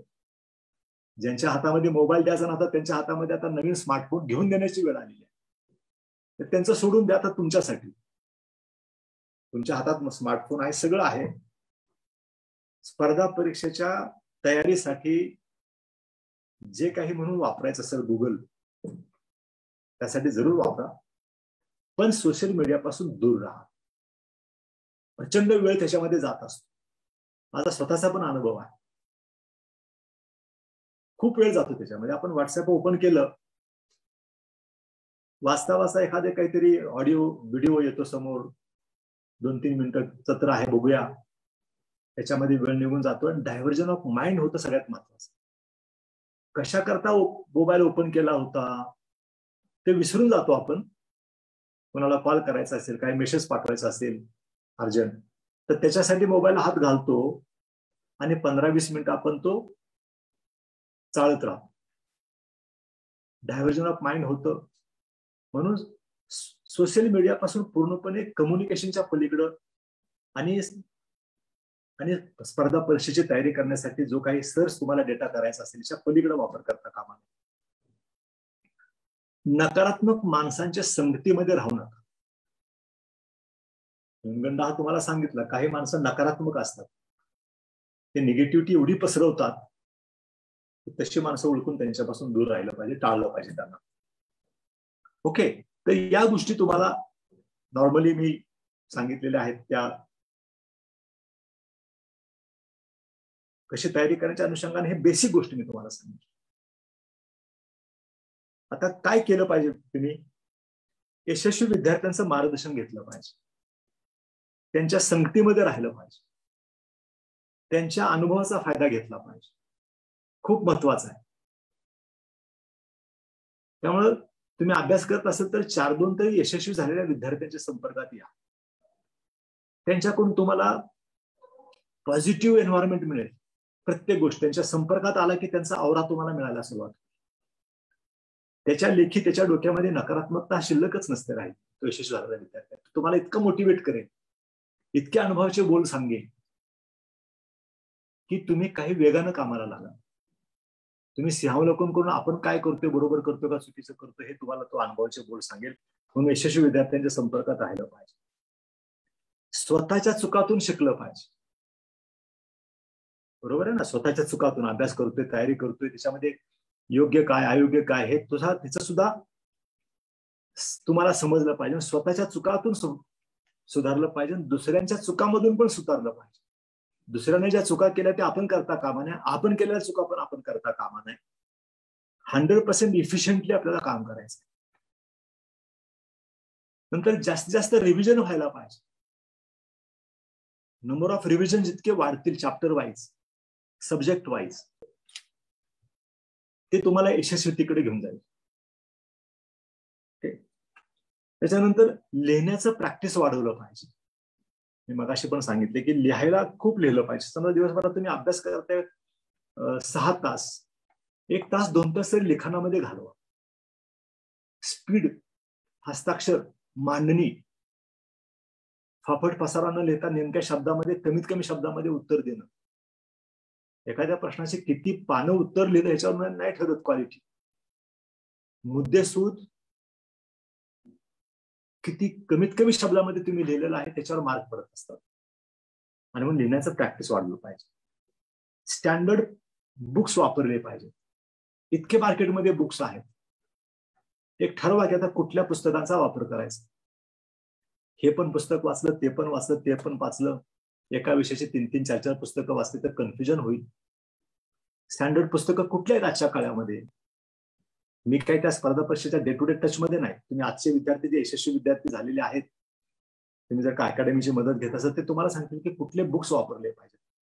तर ते स्टँडर्ड बुक्स वापरा आणि मॅक्झिमम प्रश्नपत्रिका सोडवण्याचा प्रयत्न केला पाहिजे. त्या प्रश्नपत्रिका अभ्यास करा आणि एक विषय घेतला, समजा ऑप्शनल सब्जेक्ट घेतला किंवा काय, तर त्या विषयाची रिव्हिजन पूर्ण झाल्यानंतर 1-2 तरी प्रश्नपत्रिका सोडवा. ती जर का मेथड तुम्ही अवलंबली, अभ्यास करताना नोट्स पण काढताय, त्या सिलेबसचं रिव्हिजन केलं आणि त्याच्यानंतर काही पेपर सोडवले, हा पॅटर्न तुम्ही लावून बघा. आपण जे काही केलं ते बरोबर केलं, कुठल्या चॅप्टर मध्ये वीक आहोत, कुठल्या चॅप्टर मध्ये स्ट्रॉंग आहोत हे तुम्हाला कळेल आणि विकनेसवर काम करता येईल. दुसरं असं की तुमच्या स्ट्रेंथ ओळखल्या पाहिजे आणि तुमच्या विकनेसेस काय आहेत ते पण तुम्ही शोधू शकला पाहिजे आणि त्याच्यावर काम केलं पाहिजे. स्ट्रेंथवर खेळलं पाहिजे. स्ट्रेंथ जिथं आहेत ना त्याच्यावरच आपला भर असला पाहिजे. विकनेसेस कमी करायचा प्रयत्न केला, ते जात नसतात पूर्णपणे स्वभावामधून, त्याला खूप मेहनत घ्यावी लागते. पण त्या विकनेसेस आपल्याला माहिती असले पाहिजे की माझा वीक पॉइंट काय आहे, माझा विकनेस काय आहे. ते विकनेसेसवर काम करून त्या आमच्या स्ट्रेंथ खाणार नाहीत याची पण खबरदारी घेतली पाहिजे. आमच्या स्ट्रेंथ अधिक बळकट झाल्या पाहिजेत आणि विकनेसेस अधिक वीक झाले पाहिजे. अशा पद्धतीने काम केलं पाहिजे. आता एवढ्या सगळ्या सांगत असताना मी आपल्याला अजून एक मंत्र असं सांगेन की 2-3 गोष्टी तुम्ही लक्षात ठेवल्या पाहिजेत की ऍस्पिरेशन्स, स्पर्धा परीक्षेच्या माध्यमातून तुम्ही जी काही आकांक्षा बाळगलेली आहे ती तुमची आकांक्षा योग्य आहे का, ऍस्पिरेशन तुमचं योग्य आहे का, हे पण तुम्ही बघायला पाहिजे. आपली ऍबिलिटी किती आहे. प्रत्येक माणसाला अभ्यासाला सुरुवात केल्यानंतर 6 महिने, वर्षभर अभ्यास केल्यानंतर लक्षात येते की आपण किती एबल आहोत स्पर्धा परीक्षा देण्यासाठी. त्याचं जजमेंट घेतल्यानंतर आपण पुढे जायचं का नाही जायचं ठरवलं पाहिजे. सो आमची क्षमता काय आहे, तुमची क्षमता तुम्हालाच ओळखता येऊ शकते, दुसरा कुणीच नाही सांगू शकत. आणि तिसरं आहे ऍप्लिकेशन. सो ऍस्पिरेशन, ऍबिलिटी आणि ऍप्लिकेशन. ऍप्लिकेशन म्हणजे कष्ट करण्याची तयारी. जर का तुमची आकांक्षा, ध्येय तुमचं योग्य आहे का, तुमच्या क्षमतेप्रमाणे आहे का, सो पहिल्यांदा क्षमता तुमची काय आहे, त्याच्याप्रमाणे तुम्ही ऍस्पिरेशन, तुम्ही जे ध्येय उडी बाळगलेलं आहे ते रिझनेबल आहे का, आणि दोन्ही योग्य असेल तर तुमची कष्ट करण्याची तयारी आहे का. मग सांगितल्याप्रमाणे जर का कष्ट करण्याची तुमची तयारी असेल आणि तुमच्यामध्ये क्षमता असेल आणि तुमचं जर का ऍस्पिरेशन योग्य असेल तर तुम्ही राईट डायरेक्शनला आहात. ह्या तिन्ही गोष्टीची उत्तर जर का येस आली तर तुम्ही बिनधास्त लढा, तुम्ही यशस्वी होण्याच्या बाबतीमध्ये माझ्या मनामध्ये शंका नाही. आता याच्याशिवाय तुम्ही तुमच्यामध्ये काही स्किल्स डेव्हलप करण्याची आवश्यकता आहे. तुम्ही लेखी परीक्षेमध्ये यशस्वी होणारच आहात, तर मग इंटरव्ह्यूला जायचं असेल आणि सेवेमध्ये आल्यानंतर तुम्ही यशस्वी व्हायचं असेल तर तुम्हाला काही स्किल्स असण्याची आवश्यकता आहे.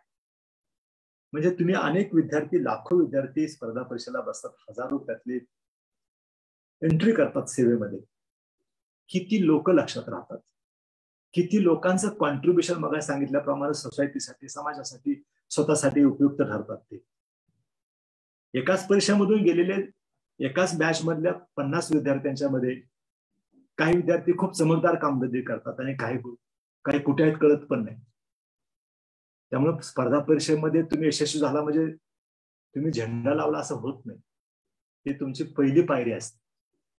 एका वेगळ्या विश्वामध्ये टाकलेलं पहिलं पाऊल असतं. तिथेही तुम्हाला कामच करावं, निस्पृहपणे काम करावं लागतं, समाजासाठी काम करावं लागतं. आणि हे सगळं करायचं असेल तर तुम्हाला काही स्किल्स तुमच्यामध्ये असण्याची आवश्यकता असते इंटरव्ह्यूसाठी आणि ग्रुप डिस्कशनसाठी. ते आवश्यक आहे आता, परंतु सेवेमध्ये आल्यानंतर जर का पुढे यशस्वी व्हायचं असेल तरी हे गुण आवश्यकच आहेत.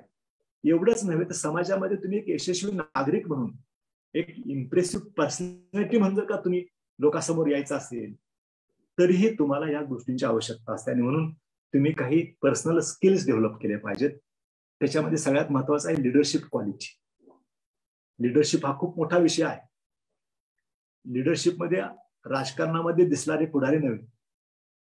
लिडरशिप हा, आमचे आता शिरीष मोहिते पण लिडरच आहे, वैभव वाघ लिडरच आहे, आमचे भारदे लिडरच आहे.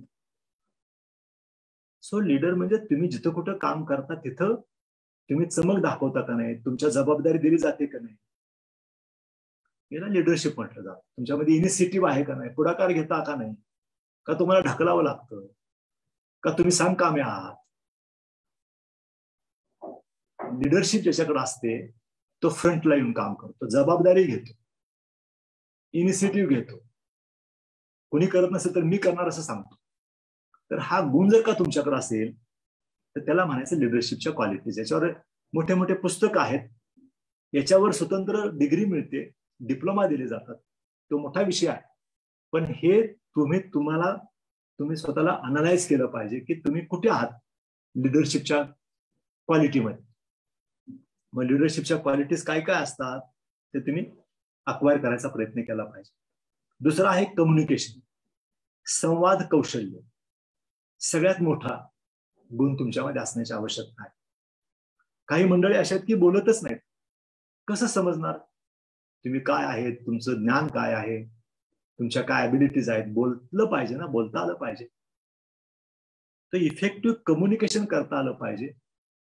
ते तुम्हाला गुण तुमच्यामध्ये आला पाहिजे. पहिल्यांदा बोलायला शिकलं पाहिजे, नंतर मग इफेक्टिव्हली बोलणं, मग अर्थपूर्ण बोलणं, या पुढचे सगळे विषय आहेत.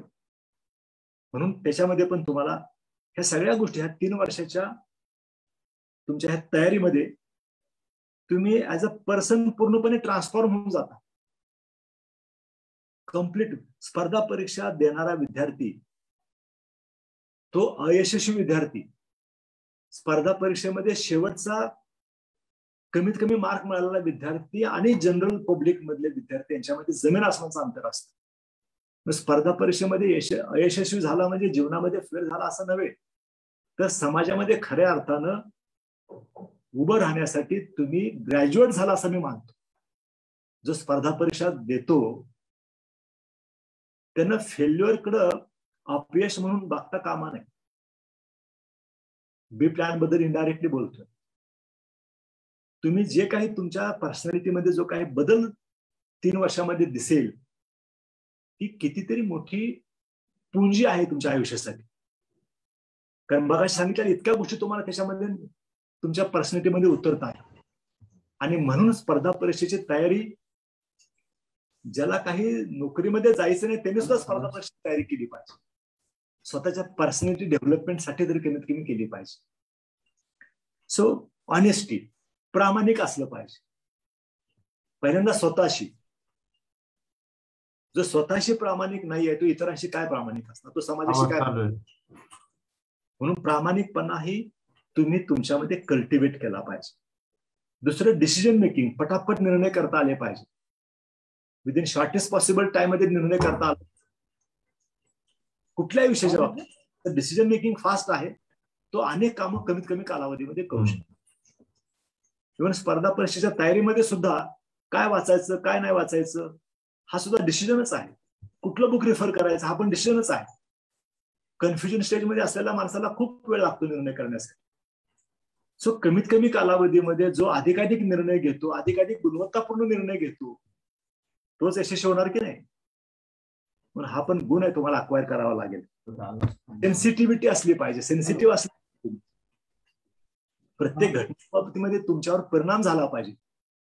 तुम्ही शासकीय सेवेमधल्या माणसासाठी असतात, त्याला काहीच फरक पडतो कुणी आला तरी.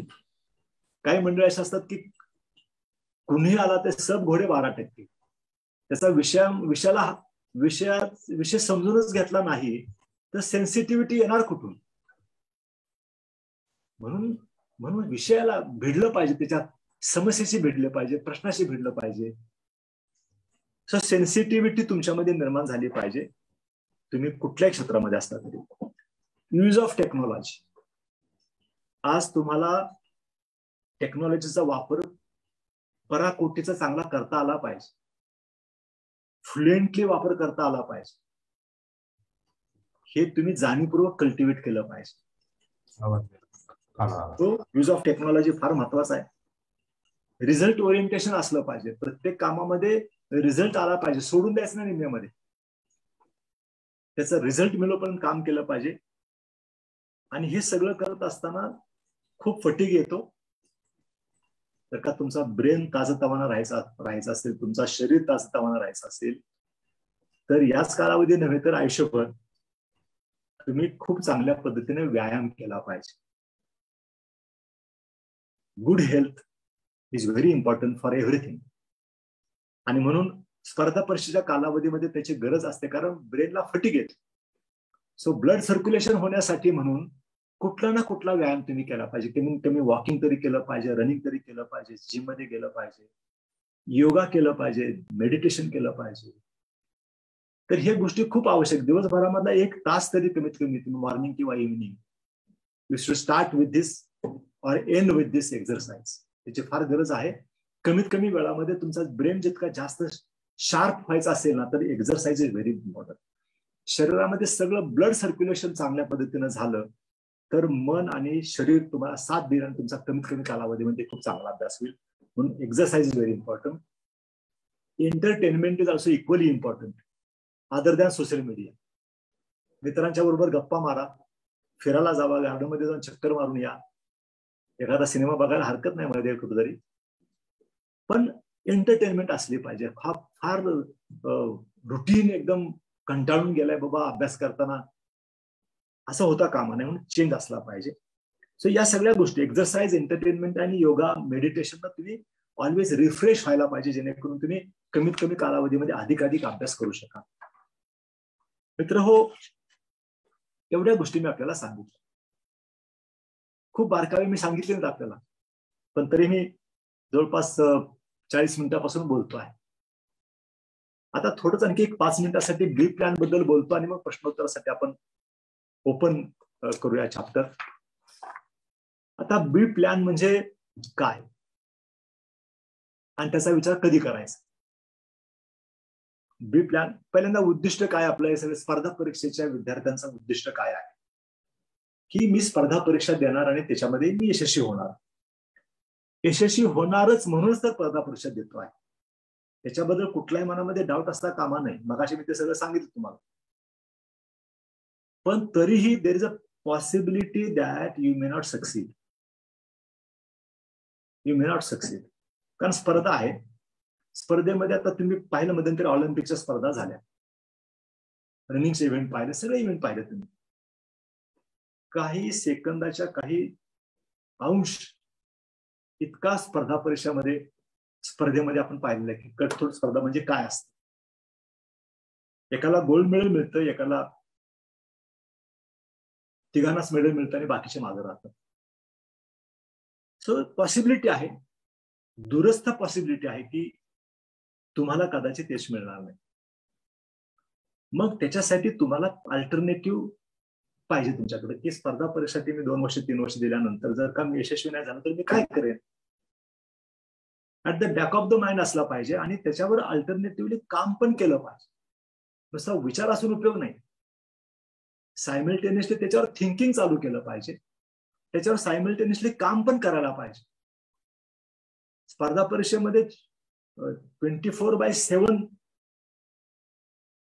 मगाशी मी तुम्हाला सांगितलं की एक्झर्साइज केला पाहिजे, एंटरटेनमेंट केला पाहिजे, to become a refresh yourself. तसं अल्टरनेटिव्हवर विचार करणं आणि अल्टरनेटिव्हवर पण थोडं काम करणं, हे सुद्धा it is like a refreshing your self. ह्या रुटीनमध्ये कट होऊन तुम्ही त्याचा वापर करू शकला पाहिजे. की 6 तास तुम्ही अभ्यास करणार असाल, 8 तास तुम्ही अभ्यास करणार असाल, तर 2 तासासाठी तुम्ही अल्टरनेटिव्हवर काम करायला काय हरकत आहे. विषांतर होईल, ब्रेनला थोडासा चालना मिळेल वेगळ्या अँगलनं काम करण्यासाठी, आणि म्हणून त्याचा एक खूप चांगला वापर आपल्याला सायमल्टेनियसली करता आला पाहिजे. स्वतः एकतर मी मगाशी सांगितल्याप्रमाणे की तुम्ही केंद्रीय लोकसेवा आयोगाची परीक्षा देता आहात, तुम्ही 100% महाराष्ट्र लोकसेवा आयोगाची परीक्षा पास करू शकता. तुम्ही महाराष्ट्र लोकसेवा आयोगाची तयारी करता आहात, मग लोकसेवा आयोगामार्फत घेतल्या जाणाऱ्या इतर स्पर्धा परीक्षांमध्ये सुद्धा तुम्ही यशस्वी होऊ शकता. कारण आम्ही सगळेजण राज्यसेवेचा विचार करतो, सिव्हिल सर्व्हिसचा विचार करतो. सिव्हिल सर्व्हिसमध्ये IAS आणि IPS आणि बाकीचे IRS आहे, 17-18 सर्व्हिसेस आहेत, तसा आपण विचार करतो. लोकसेवा आयोगाच्या बाबतीमध्ये राज्यसेवेची परीक्षा जेव्हा जाहीर होते त्याच्यामध्ये डेप्युटी CO आहे, डेप्युटी कलेक्टर आहे, डेप्युटी ऑफ कॉपरेटिव्ह सोसायटीज आहे, तहसीलदार आहे, BDO आहे, चीफ ऑफिसर आहे, नगरपालिका, DDR आहे. तर याच्याशिवाय याच्या तयारीसाठी जेव्हा आम्ही जातो तेव्हा मंत्रालयातल्या डेस्क ऑफिसरची परीक्षा आम्ही देऊ शकतो. MPSC मार्फत assistant to be recruited into Mantralaya त्याची परीक्षा होत असते, आम्ही यशस्वी होऊ शकतो. आणि तिथं स्पर्धा परीक्षेची तयारी करणाऱ्या विद्यार्थ्यांनी जर जिल्हा पातळीवरच्या एखाद्या परीक्षेला बसलं तर तिथं ते पास होऊ शकतो. सो तुम्ही जे काही अक्वायर करतायत 3 वर्षामध्ये त्याचाच वापर करून स्पर्धा परीक्षा मध्ये कुठल्या ना कुठल्या स्पर्धा परीक्षा तुम्ही यशस्वी होणं, हे जर का आपण केलं, आपण जे काही यंत्रसामुग्री जमा करतो त्या स्पर्धा परीक्षेच्या निमित्तानं, त्याचाच अल्टरनेटिव्ह साठी कसा वापर करता येईल, बी प्लॅन साठी कसा वापर करता येईल विदिन द स्पर्धा परीक्षा, हा पहिला विचार तुम्ही केला पाहिजे. आता याच्या संदर्भामध्ये वेगळ्यानं सांगण्याची गरजच नाही की तुम्ही सर्व प्रकारच्या स्पर्धा परीक्षांना बसलं पाहिजे. म्हणजे या कालावधीमध्ये ह्या ज्या मगाशी तुम्हाला मी सांगितल्या, वेळाभावी सांगणार नाही अजूनही, पण सर्व प्रकारच्या स्पर्धा परीक्षा तुम्ही दिल्या पाहिजेत. फक्त UPSC MPSCच न करता, कारण तयारी तुम्ही त्याची करता आहात, general knowledge, languages, current affairs, history, geography, mathematics सगळं तुम्ही केलेलं आहे. मग त्याचं टेस्टिंग होईल ना. तुम्ही जर का समजा बँकिंग सर्व्हिस रिक्रुटमेंट बोर्डाच्या परीक्षेला बसला तर काय बिघडेल, रेल्वे रिक्रुटमेंट बोर्डाच्या परीक्षेला बसला तर काय बिघडेल, शॉर्ट सर्व्हिस कमिशनच्या परीक्षेला बसला तर काय बिघडेल, लिखाणाचं प्रॅक्टिस होईल, काय येते ते कळेल, काय येत नाही ते कळेल, आणि ऑटोमॅटिकली कुठल्या ना कुठल्या परीक्षा पास होऊन जाल मधल्या काळामध्ये तुम्ही. तिथेही त्याचा रिझल्ट येणं, त्याच्यानंतर पुन्हा इंटरव्ह्यूला बोलवणं, तिथं तुमचं सिलेक्शन होणं, हातात ऑर्डर येईपर्यंत 1-1.5 वर्षाचा कालावधी जातो. या मधल्या कालावधीमध्ये छोट्या मोठ्या परीक्षा देऊन हातात ऑर्डरचा बंडल तुमच्या हातात असला पाहिजे, आणि अल्टरनेटिव्ह तुमच्याकडे असला पाहिजे की इथं फेल गेलं तर मी या 4 ऑर्डर्स माझ्या हातात आले, त्यापैकी कुठल्या ऑर्डरला मी जॉईन होणार. असा मी बी प्लॅन नाही का करू शकत. पण मी अनेक विद्यार्थी असे बघितलेले आहेत, काही लोक असे मार्गदर्शन पण करतायत, मला माहित नाही योग्य की अयोग्य, पण लोकसेवा आयोगाच्या परीक्षेला, केंद्रीय लोकसेवा आयोगाच्या परीक्षेला बसणारा विद्यार्थी महाराष्ट्र लोकसेवा आयोगाची परीक्षा देत नाही. महाराष्ट्र लोकसेवा आयोगाच्या परीक्षेला बसणारा विद्यार्थी खालच्या कुठल्याच परीक्षा देत नाही, बाकीच्या परीक्षेचा विचारही करत नाही. तर मला असं वाटतं की जे काही पर्सेंटेज ऑफ चान्स आहे अयशस्वी होण्याचा, तर तिथून तुम्ही जर काय खालच्या परीक्षा पत्रिका सायमल्टेनियसली देत राहिला तर ह्याच्यामधून खूप मोठ्या ऑपॉर्च्युनिटीज तुम्हाला मिळू शकतात. म्हणजे मन लावून रात्रंदिवस तन मन धन ओतून काम करणारे जे विद्यार्थी आहेत त्यांच्यासाठी हा बी प्लॅनचा विषय येतो. जे आळमडळम करतात त्यांना काय सुख दुःख नाही फरक पडत. सगळेच बसणारे लाखो विद्यार्थ्यांच्या पैकी, प्रिलिमला बसणाऱ्या विद्यार्थ्यांच्या पैकी कसला बी प्लॅन आला. म्हणून जे फार सिरियसली परीक्षा देत आहेत, प्रश्न त्यांचा आहे खरं म्हणजे बी प्लॅन मध्ये. आणि खरं तर ते विद्यार्थी कुठे यशस्वी होऊ शकतात, कुठेही होऊ शकतात. बी प्लॅन फक्त त्यांनी करण्याचा मतलब आहे. तो बी प्लॅन असला पाहिजे, अल्टरनेटिव्ह हातात असला पाहिजे. एवढा मुद्दा असेल तर ही जे काय तुम्ही 3 वर्ष कष्ट घेणार आहात त्याच्या आधारावर तुम्ही कुठे यशस्वी होणार आहात याच्या बाबतीमध्ये तुम्ही निश्चिंत राहा, एवढंच मी आपल्याला या ठिकाणी सांगू इच्छितो. सो काय काय अल्टरनेटिव्ह असू शकतात, म्हणजे 2च अल्टरनेटिव्ह आहेत, नोकरी आणि व्यवसाय. बरोबर आहे. नोकरीमध्ये आपण सरकारी नोकरीबद्दल आता बोलू की सरकारी नोकरीमध्ये लोकसेवा आयोगापासून ते जिल्हा पातळीवर होणाऱ्या परीक्षापर्यंत सगळ्या ठिकाणी जर का तुम्ही परीक्षा दिल्या तर कुठल्या ना कुठली सरकारी नोकरी तुमच्या हातामध्ये येऊ शकते. समजा तेही शक्य नाही झालं, खासगी सेक्टरमध्ये नोकरीची संधी आहे. बरोबर आहे. खासगी सेक्टरमध्ये खूप मोठे एस्टॅब्लिशमेंट आहेत. म्हणजे जे सरकारी नोकरीमध्ये आहेत आणि जे सरकारी नोकरीचा विचार करतात त्यांच्याशिवाय जर का तुम्ही बाहेर डोकावून पाहिलं तर 10-15% सुद्धा हा सेक्टर नाही ऍक्च्युली शासकीय सेवेचा. नोकऱ्यांचा 85% सेक्टर हा बाहेर आहे प्रायव्हेट सेक्टरमध्ये, आणि तिथे प्रचंड स्कोप आहे.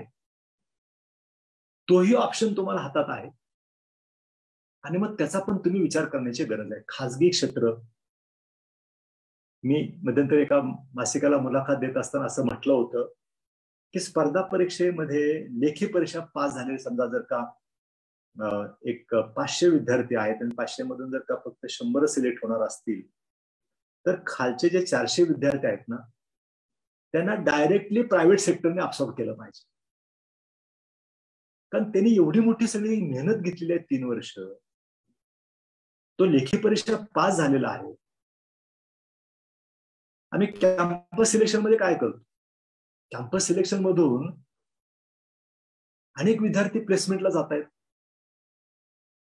मग ह्या आयोगाच्या परीक्षामधून ज्यांनी काहीतरी क्रायटेरिया ठरवावं लागेल की प्रिलिम पास झालेला, मेन पास झालेला, इंटरव्ह्यू मधून फेल झालेला, ह्या सगळ्या लोकांनी इतकी मेहनत घेतलेली आहे की ते जर का आणखी थोडे मार्क पडले असते तर का तो जर का डेप्युटी कलेक्टर होऊ शकतो, तो जर का IAS होऊ शकतो, तर प्रायव्हेट सेक्टरमध्ये तो प्रचंड मोठं यश प्राप्त करून देऊ शकतो जो कोणी त्याला अपॉर्च्युनिटी देईल.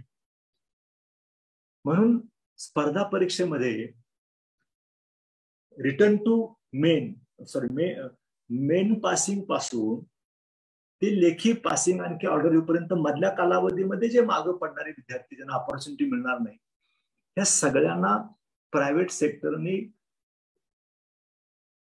त्यांना याच्याकडे प्लेसमेंट सेल जो त्यांचा असेल त्यांनी याच्याकडे लक्ष दिलं पाहिजे. तुम्हाला एवढे टॅलेंटेड माणसं एका ठिकाणी मिळत आहेत, you choose best of them according to their qualification.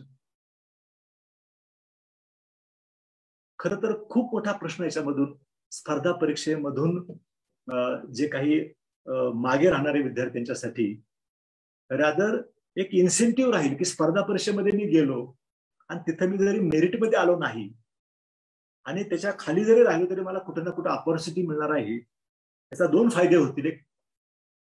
एक खूप आणखी चांगली कॉम्पिटिशन निर्माण होऊन खूप चांगले विद्यार्थी शासकीय सेवेमध्ये येतील आणि तितकेच सक्षम विद्यार्थी प्रायव्हेट सेक्टरला पण उपलब्ध होतील. 1-2 ठिकाणी हा विचार मांडलेला आहे मी, पण तोही आपल्यासमोर मुद्दाम मांडला की तो पण एक ऑपॉर्च्युनिटी. प्रायव्हेट सेक्टरमध्ये तुम्ही सायमल्टेनियसली विचार करू शकता तुमच्या क्वालिफिकेशन प्रमाणे. Don't forget your qualification, that helps. त्याच्यानंतर हे झालं नोकरीच्या बद्दल. दुसरी ऑपॉर्च्युनिटी काय आहे, तुमचा प्रोफेशन. आपण पाहिले की स्पर्धा परीक्षेमध्ये चार्टर्ड अकाउंटंट पण बसतो, इंजिनियर पण बसतोय, सीए पण बसतोय, का because any graduate can happen. So हे जे टेक्निकल ग्रॅज्युएशन किंवा प्रोफेशनल क्वालिफिकेशन ज्यांनी अक्वायर केलेलं आहे त्यांच्यासाठी बी प्लॅन काय असला पाहिजे. सीएनं चार्टर्ड अकाउंटंट म्हणून काम केलं पाहिजे. इंजिनियर असेल तर त्यांनी त्याच्या क्षेत्रामध्ये जॉब शोधला पाहिजे आणि त्यांच्या क्षेत्राशी टचमध्ये राहिले. स्पर्धा परीक्षा करत असताना आपापल्या क्वालिफिकेशनच्या क्षेत्रामध्ये तुम्हाला जॉब मिळण्याची ऑपॉर्च्युनिटी आहे.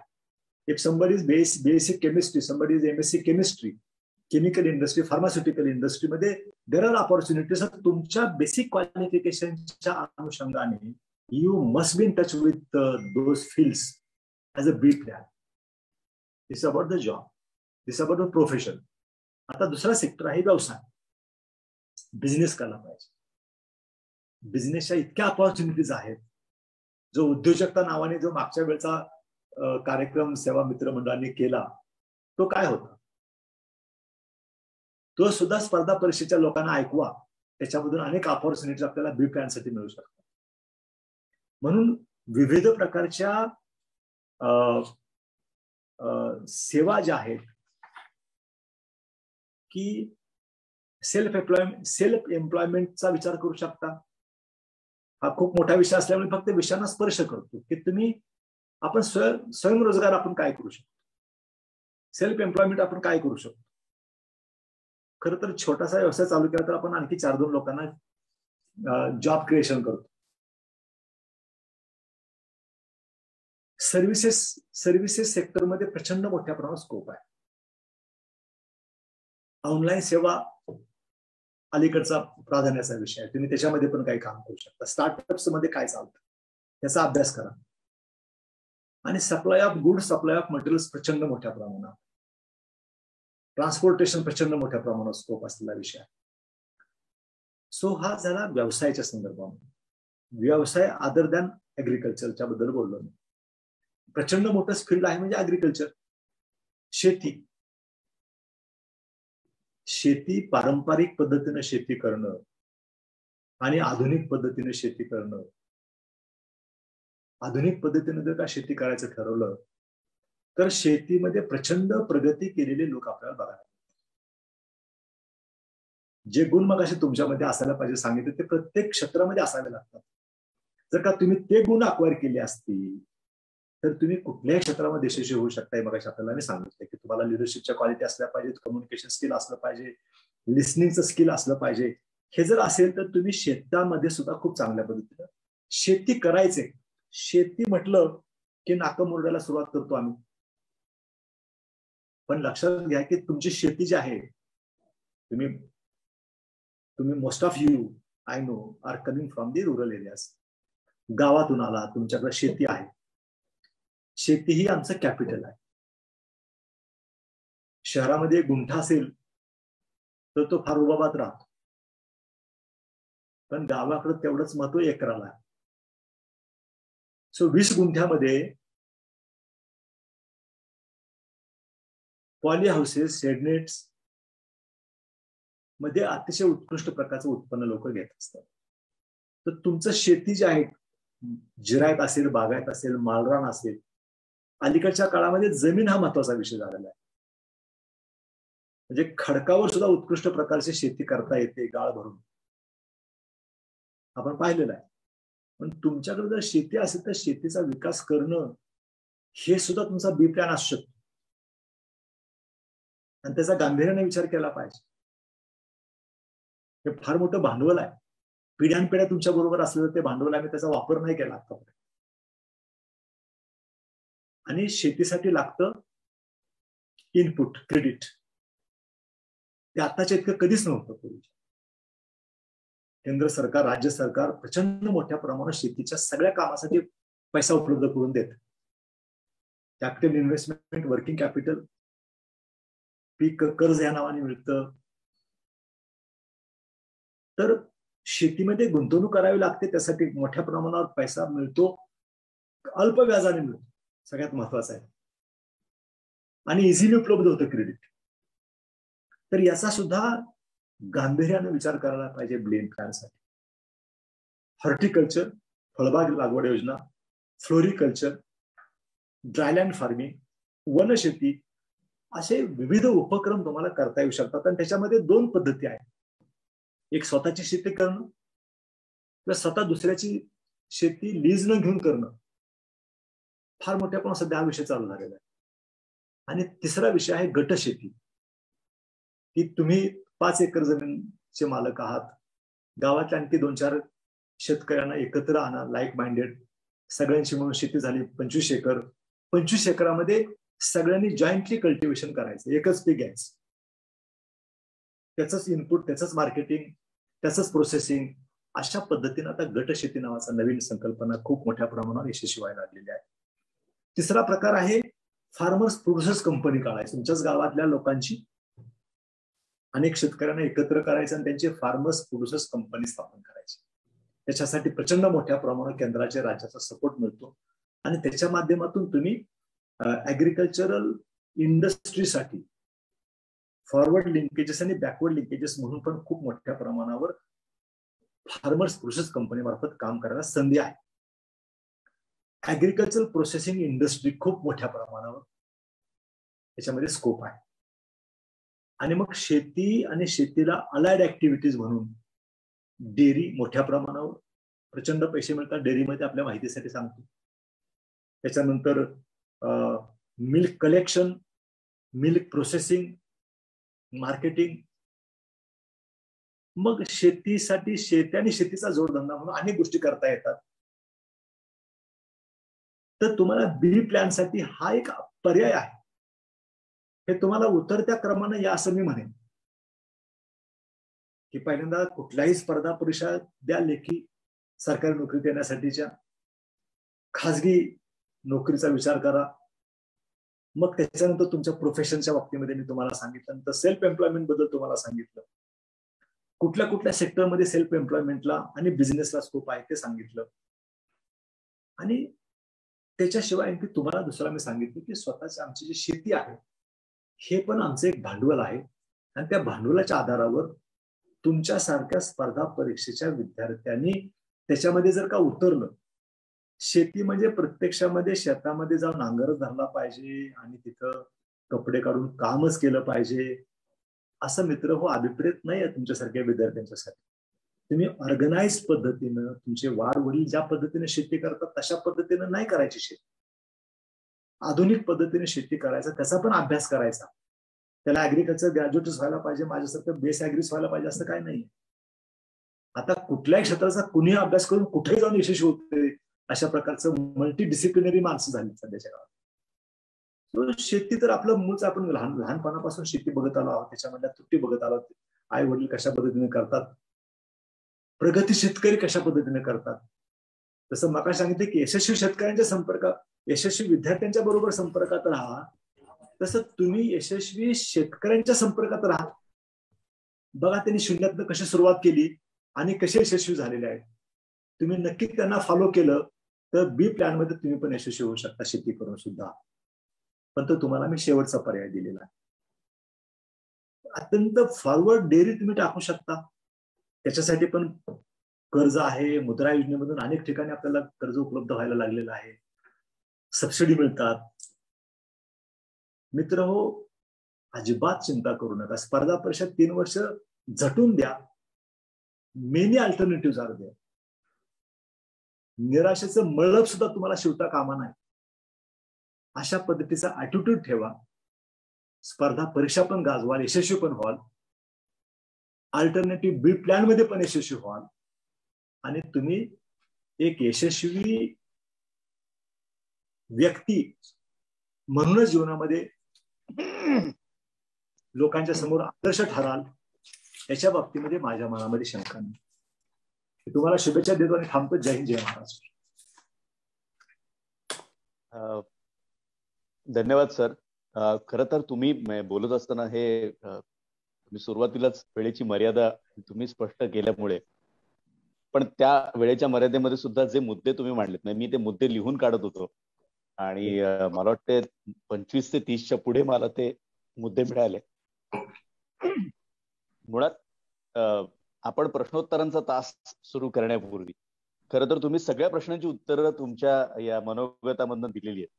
पण एक प्रश्न हा सतत मनामध्ये साठवतो की मानसिक स्वास्थ्य, कारण इतकी वर्ष आपण 15 वर्ष ऑलरेडी आपल्या आयुष्याचे आपण शिक्षणासाठी म्हणजे ग्रॅज्युएट होण्यासाठी आपण खर्च करत असतो. पुढे 3 वर्ष तुम्ही स्पर्धा परीक्षांसाठी जे ध्येयाच्या बाबतीत आपण बोललो त्याच्यासाठी आपण खर्च करणार, आणि ते सगळं झाल्यानंतर जेव्हा अपयश येतं तेव्हा मानसिक स्थिती, कारण आपल्याकडे एक दुर्दैव आपलं असं आहे की आपला जो समाज आहे अवतीभोवतीचा तो ज्या डागण्या देत असतो, जे आपल्याला प्रत्येक वेळेस म्हणजे टोचून बोलणं आणि या सगळ्या गोष्टी होत असतात, आणि ह्या खूप कॉमन गोष्टी आहेत, तर त्या सगळ्याच्यातनं मानसिक स्थिती थोडीशी बिघडत जाते.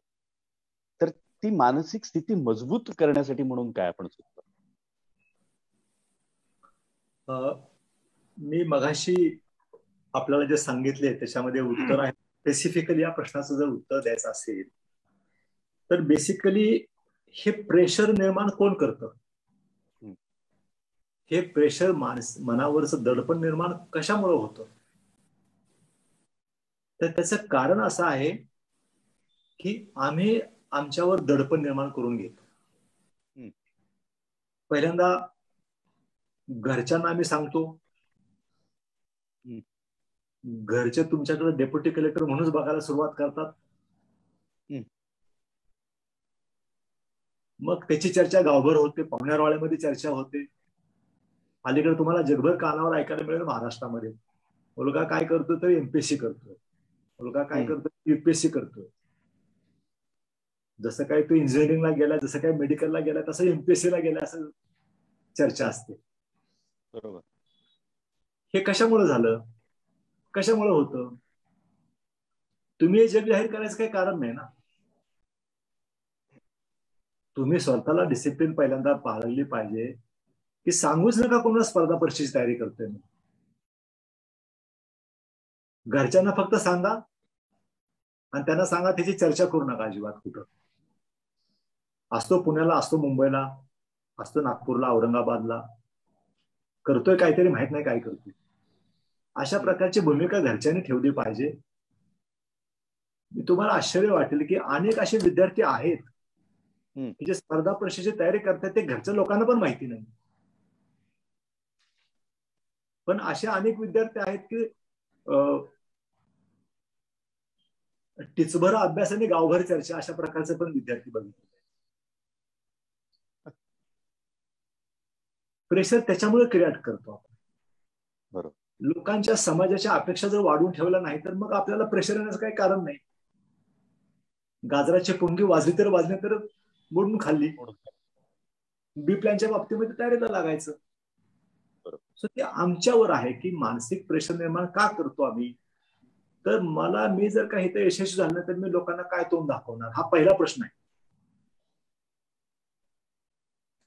म्हणून तो जर टाळायचा असेल तर मराठीमध्ये एक म्हण आहे की ताकास तूर लागू देता कामा नये. अभ्यास हा स्वतःपुरता विषय, 4 मित्रापुरता विषय, त्याची गावभर जगभर समाजभर चर्चा होता कामा नाही. यशस्वी झाला तर उत्तम, पण फेल गेला तर कुणाला तोंड दाखवायचं कसं, हा प्रश्न निर्माण होणार नाही. बरोबर. तसं होणार नसेल तर मग मानसिक ताण येण्याचं काही कारण नाही. मी माझ्या मनाचा राजा, मी अभ्यास केला, यशस्वी झालो नाही झालो. ओके सर, तुम्ही हो बरोबर. सर, तुम्ही बोलता बोलता तोही विषय एक मांडला की कुठे थांबायचं हे कळलं पाहिजे. की साधारण तुम्ही सांगितले की 3 अटेम्प्ट झाल्यानंतर आपण हा विचार केला पाहिजे की 4थ्या अटेम्प्टला जावं की न जावं. बरोबर. पण मग सध्या दरम्यानच्या त्याच काळामध्ये जर तुम्ही जसं सांगितलं की खाजगी क्षेत्रामध्ये सुद्धा रोजगाराच्या संधी उपलब्ध आहेत आणि त्या संधींचा आपण स्वीकार करून बरोबरीने जर स्पर्धा परीक्षांची तयारी सुरू ठेवली तर हे कितपत संयुक्तिक ठरेल. आणि त्याला उपप्रश्न असा आहे की स्पर्धा परीक्षांची तयारी करत असतानाच प्रत्येकाचीच आर्थिक परिस्थिती तेवढी सक्षम असते असं नाही. तर सुरुवातीच्या काळापासूनच जर खाजगी क्षेत्रातली नोकरी पत्करून बरोबरीने या सेवा परीक्षांचा अभ्यास जर केला तर हे कितपत म्हणजे हे ज्याला आपण म्हणू की योग्य ठरेल? खर तर हेच करायला पाहिजे. योग्य किती ठरेल नव्हे तर हेच करायला पाहिजे प्रसाद. ऍक्च्युअली मी मगाशी आपल्याला सांगितल्याप्रमाणे की पहिली स्पर्धा परीक्षा दिल्यानंतर तुम्हाला कळतं की तुम्ही कुठे आहात. बरोबर. तुम्हाला कळतं, दुसऱ्याला कोणालाच कळणार नाही. ते तुम्हालाच कळू शकतं. तुम्हालाच ठरवावं लागेल की मी कुठं आहे. बरोबर. त्यामुळं एक्झिट कधी घ्यायची हे त्याचा विचार तिथूनच केला पाहिजे. काही दुसऱ्या परीक्षेमध्ये दुसऱ्या ऍटमच्या भाषेमध्ये बोलतो मी. पहिलं वर्ष म्हणण्यापेक्षा ऍटमच्या भाषेमध्ये बोलूया. काही वेळेला 6 महिन्यामध्ये पण दुसरा ऍटम मिळू शकतो.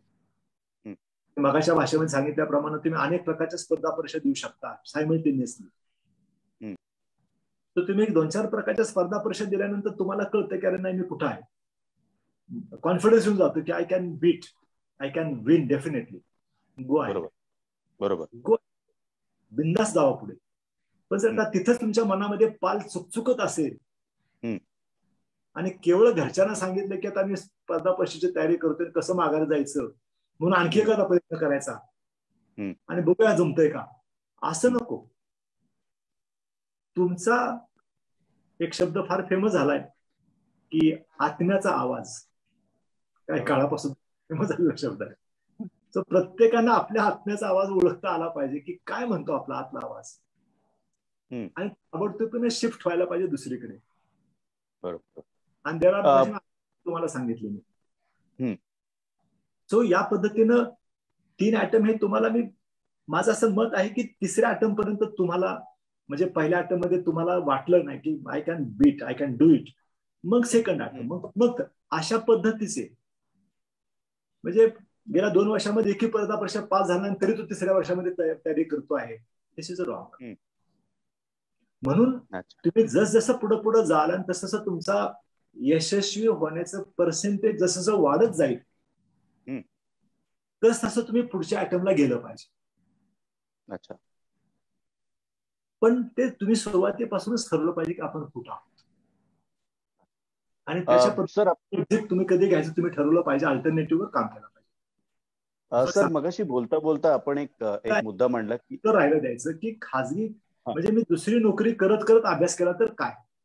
बरोबर. पहिला तुमचा दुसरा प्रश्न होता. हो. खरं ते पहिलं वर्ष तुम्ही, म्हणजे आता स्पर्धा परीक्षेची मुलं तर खूप लवकर तयारी करतात. 12वी झाल्यापासून कॉलेजच्या फर्स्ट इयर पासून पण चांगली तयारी करतात. So first year second pass out झाल्यानंतर एका वर्षाच्या पहिल्या वर्षाच्या नंतर तुम्ही इतर परीक्षा सुद्धा दिल्या पाहिजेत. आणि त्याच्यामध्ये जर का तुम्हाला ऑर्डर आली तर तिथं जाऊन सुद्धा तुम्हाला अभ्यास, तुमचं नोकरी करत करत पण तुम्ही स्पर्धा परीक्षेची तयारी करता. कारण 2-3 वर्ष तुम्ही पूर्ण वेळ काम केलेलं असतं. तुमच्या नोट्स तयार आहे, तुमचे पुस्तकं तयार आहे, तुमचं मार्गदर्शन झालेलं आहे, तुम्ही स्पर्धा परीक्षा पण दिलेल्या आहेत. सो पहिल्या वर्षी 2 वर्षामध्ये जेवढा अभ्यास करावा लागतो तेवढाच अभ्यास परत करायची गरज नसते. म्हणून तुम्ही हातामध्ये एखादा जॉब पकडून जर का तुम्ही ती परीक्षा देण्याचा प्रयत्न केला तर तिथं तुम्ही आधी कॉन्फिडेंटली जाता आणि तिथं यशस्वी होतात. आता मला आजही, मी नाव घेणार नाही, एक महिला यशस्वी स्पर्धक आहे. तर ती 7 वर्ष प्रायव्हेट सेक्टरमध्ये जॉब करत होती. इंडस्ट्रीमध्ये ती फ्लोअरवर काम करत होती. विल बिलीव्ह, एका इंडस्ट्री फॅक्टरीमध्ये इज अ इंजिनियर. फॅक्टरीमध्ये ती 5 वर्ष फ्लोअरवर काम करत होती आणि तिथून ती परीक्षेची तयारी करत होती. खाजगी नोकरी 7 वर्ष सातत्याने केल्यानंतर ती IAS मध्ये आलेली आहे. 7 वर्ष खाजगी इंडस्ट्रीमध्ये फ्लोअरवर काम करणारी मुलगी, तिनं स्पर्धा परीक्षेची तयारी केली आणि ती आज आय एस अधिकारी आहे ते तुमच्या आमच्या इतकीच कॉमन आहे. जे काही फार आउटस्टँडिंग करीत होतं ते फार मेरिटमध्ये आली होती असं काय नव्हतं. कॉमन स्टुडंट, पण तिनं करायचं ठरवलं, घरच्यांनी साथ दिली, लग्न झाले, तिला मुलं आहे आणि तरी सुद्धा ती यशस्वी झालेली आहे. मग एवढ्या जबाबदाऱ्या पाडून जर का एखादी मुलगी आयस होत असेल तर तुम्हाला काय धाड भरली? करा ना काहीतरी, करतच करा, काहीतरी करा. मी मगाशी एवढ्यासाठी सांगत होते की बी प्लॅनवर 2 तास काम करा ना. काय करायचं आपल्याला, पहिले 2 वर्ष पूर्णपणे झोकून देऊन करा, त्याच्यानंतर अल्टरनेटिव्ह शोधा आणि ते करत करत तुम्ही परीक्षा देऊ शकता आणि यशस्वी पण होऊ शकता. नाही तुम्ही तर तुम्ही थेट मुद्द्यालाच हात घातला. मला वाटतं अजून एक मुद्दा जो मनामध्ये विद्यार्थ्यांना प्रश्न विचारायचे प्रसादजी. विद्यार्थ्यांचाच प्रश्न घेतोय. आता आपल्याला लाईनवर आहेत आता ते किरण निंबोरे म्हणून आहेत, एमपीएससी स्टुडंट राईट संघटनेचे ते चळवळ पुण्यात चालवतात. त्यांना विनंती की त्यांनी साहेबांना प्रश्न विचारा. हॅलो किरणजी. नमस्कार साहेब. सॉरी मी जरा ट्रॅव्हलिंग मध्ये आहे त्याच्यामुळे थोडासा व्हिडिओ मी पॉज करतोय. किरण नाव काय? खरं तर किरण निंबोरे सर, आपण भेटलेलो आहेत मागच्या 2 वर्षापूर्वी स्पर्धा परीक्षा महोत्सवामध्ये. तुम्ही आम्हाला मार्गदर्शन केलं होतं, आम्ही तो कार्यक्रम ऑर्गनाईज केला होता रोहित दादांसोबत. एमपीएससी स्टुडंट राईट्स नावाचे ऑर्गनायझेशन जे आहे ते विद्यार्थ्यांसाठी काम करते. सर, ही जी चर्चा झाली ही अतिशय सर्वसमावेशक, म्हणजे प्रत्येक प्रश्नाचं उत्तर जे आमच्या मनात होतं ते तुमच्याकडून आम्हाला मिळालेलं आहेच. परंतु आत्ताची जी स्पर्धा परीक्षेची परिस्थिती आहे त्या पाहिलं तर मागचे 2 वर्ष कोरोनाच्या कालावधीमध्ये परीक्षा झालेल्या नाहीत आणि पुढचंही भवितव्य अजून विद्यार्थ्यांना माहित नाही आणि सरकारलाही माहिती नाही. परंतु याच्यामध्ये जे काही विद्यार्थी आहेत, आता सगळ्याच गोष्टी क्लिअर झालेल्या आहेत, पण मी पालकांसाठीचा एक प्रश्न मी तुम्हाला विचारतोय की त्याच्यामध्ये 2 विषय असे आहेत की तुम्ही आता बोलताना सांगितलं की जो आपण गाजावाजा करतो की अधिकारी झाल्याच्या नंतर जे सत्कार होतात किंवा सोशल मीडियामुळे आणि आता अवेअरनेस वाढल्यामुळे बऱ्याच जणांना स्पर्धा परीक्षा काय आहे त्याच्यातून अधिकारी आणि ते जे लॅविश लाईफ आपण दाखवतो या सगळ्या गोष्टी माहिती झालेल्या आहेत. त्याच्यामुळे पालकांची इच्छा असते की माझा पाल्य हा अधिकारी झाला पाहिजे.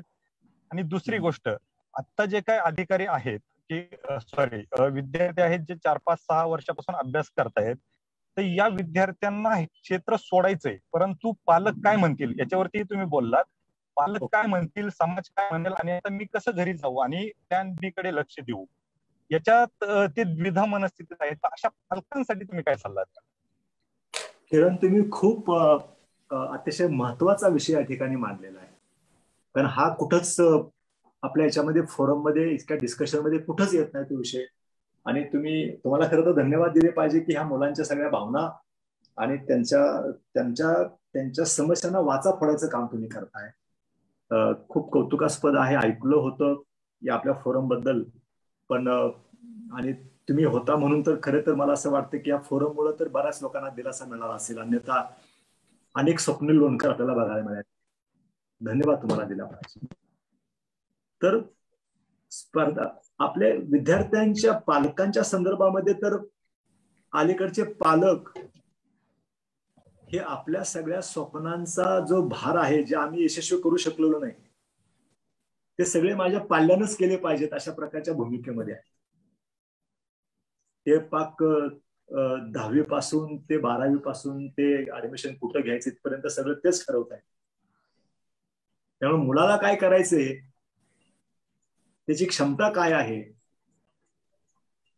हे माझं लेक्चर मला वाटतं पहिल्यांदा त्यांना ऐकवायला पाहिजे. कारण आपला मुलगा, आपलं पाल्य, त्याची क्षमता काय आहे हे त्यांनी पण ओळखलं पाहिजे.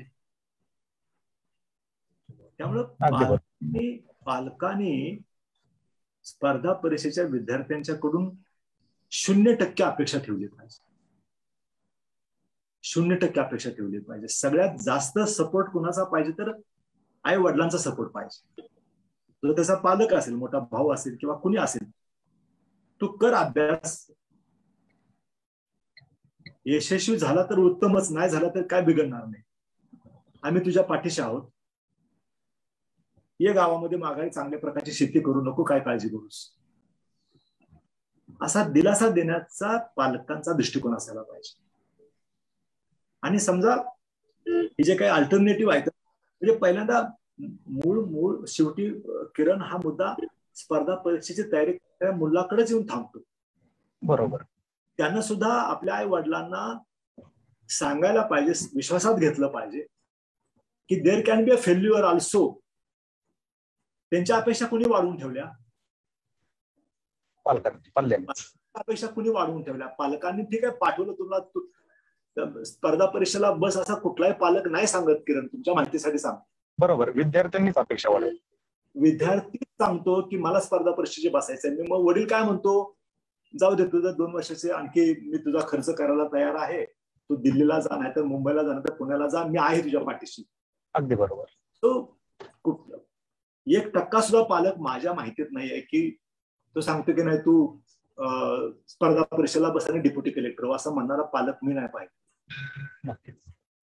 तो पालकाच्या अपेक्षा हा विद्यार्थी वाढवतोय, तर त्यानं पहिल्यांदा सांगायला पाहिजे की तुम्ही माझ्याकडून. तर पालकाचा दृष्टिकोन बदलायचं काम किरण तू आणि मी नाही करू शकत, त्या विद्यार्थ्याने केलं पाहिजे. तुम्ही त्या विद्यार्थ्यांच्या मार्फत पालकांच्या पर्यंत सांगा की मला 2 वर्ष, मला 3 वर्ष द्या, माझ्याकडून अपेक्षा ठेवू नका. नाही झालं तर मी वाया जाणार नाही एवढं नक्की, मी माझा बी प्लॅन तयार आहे. झालं तर उत्तम, नाही झालं तर उत्तम. हा विश्वास पालकांच्या मध्ये निर्माण करायचं काम विद्यार्थ्यांनीच केलं पाहिजे. हे त्यांना तुम्ही सांगा तुमच्या फोरमच्या माध्यमातून. अगदी बरोबर.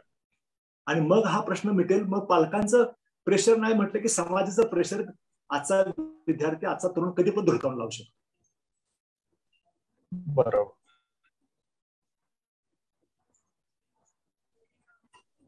यानंतर प्रवीण जी आहेत आपल्या लाईनवर. प्रवीणजी, आपण सरांना. माझा पहिला प्रश्न खूप नाजूक होता. त्या प्रश्नाच्या संदर्भामध्ये काय उपप्रश्न असेल किरणला किंवा आणखी कोणाला, तर त्याचं उत्तर द्यायला पाहिजे.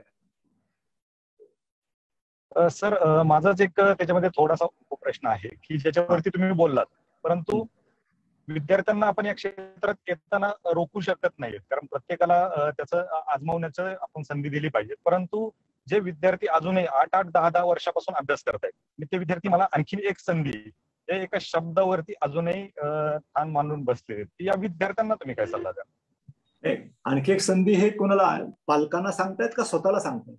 नाही, स्वतःला सांगतायत की मला आणखीन एक संधी द्यायची, नेक्स्ट टाइम नक्की. आणि असं करत करत 10 वर्ष या क्षेत्रामध्ये त्यांचे उलटून जात आहेत. किरण, हे चुकीचं आहे. त्यांना सल्ला नाही बरोबर मिळालेला. बरोबर. मी तुम्हाला सांगतो की मी तुमच्याकडून अपेक्षा आहे मला त्यांना.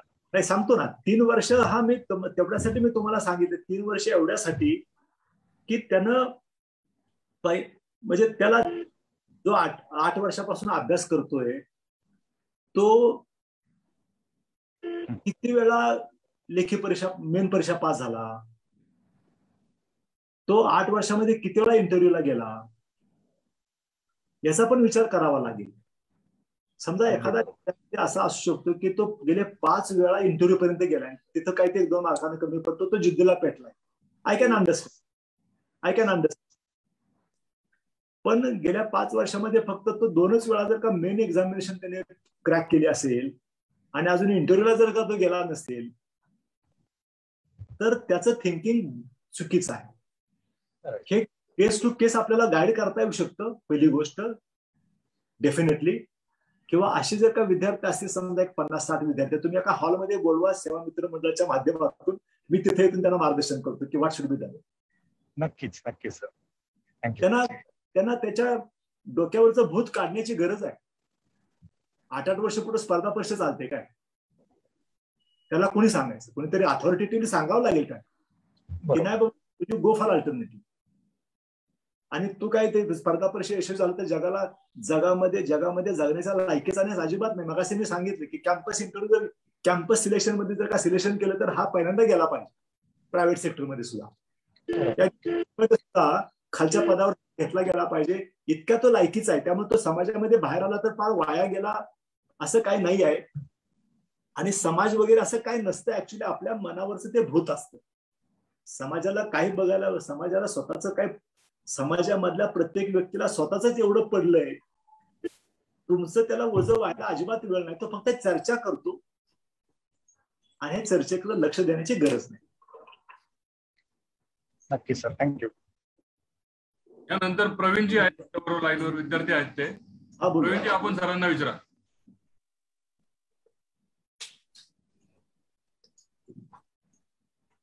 प्रवीण बोला. प्रवीण.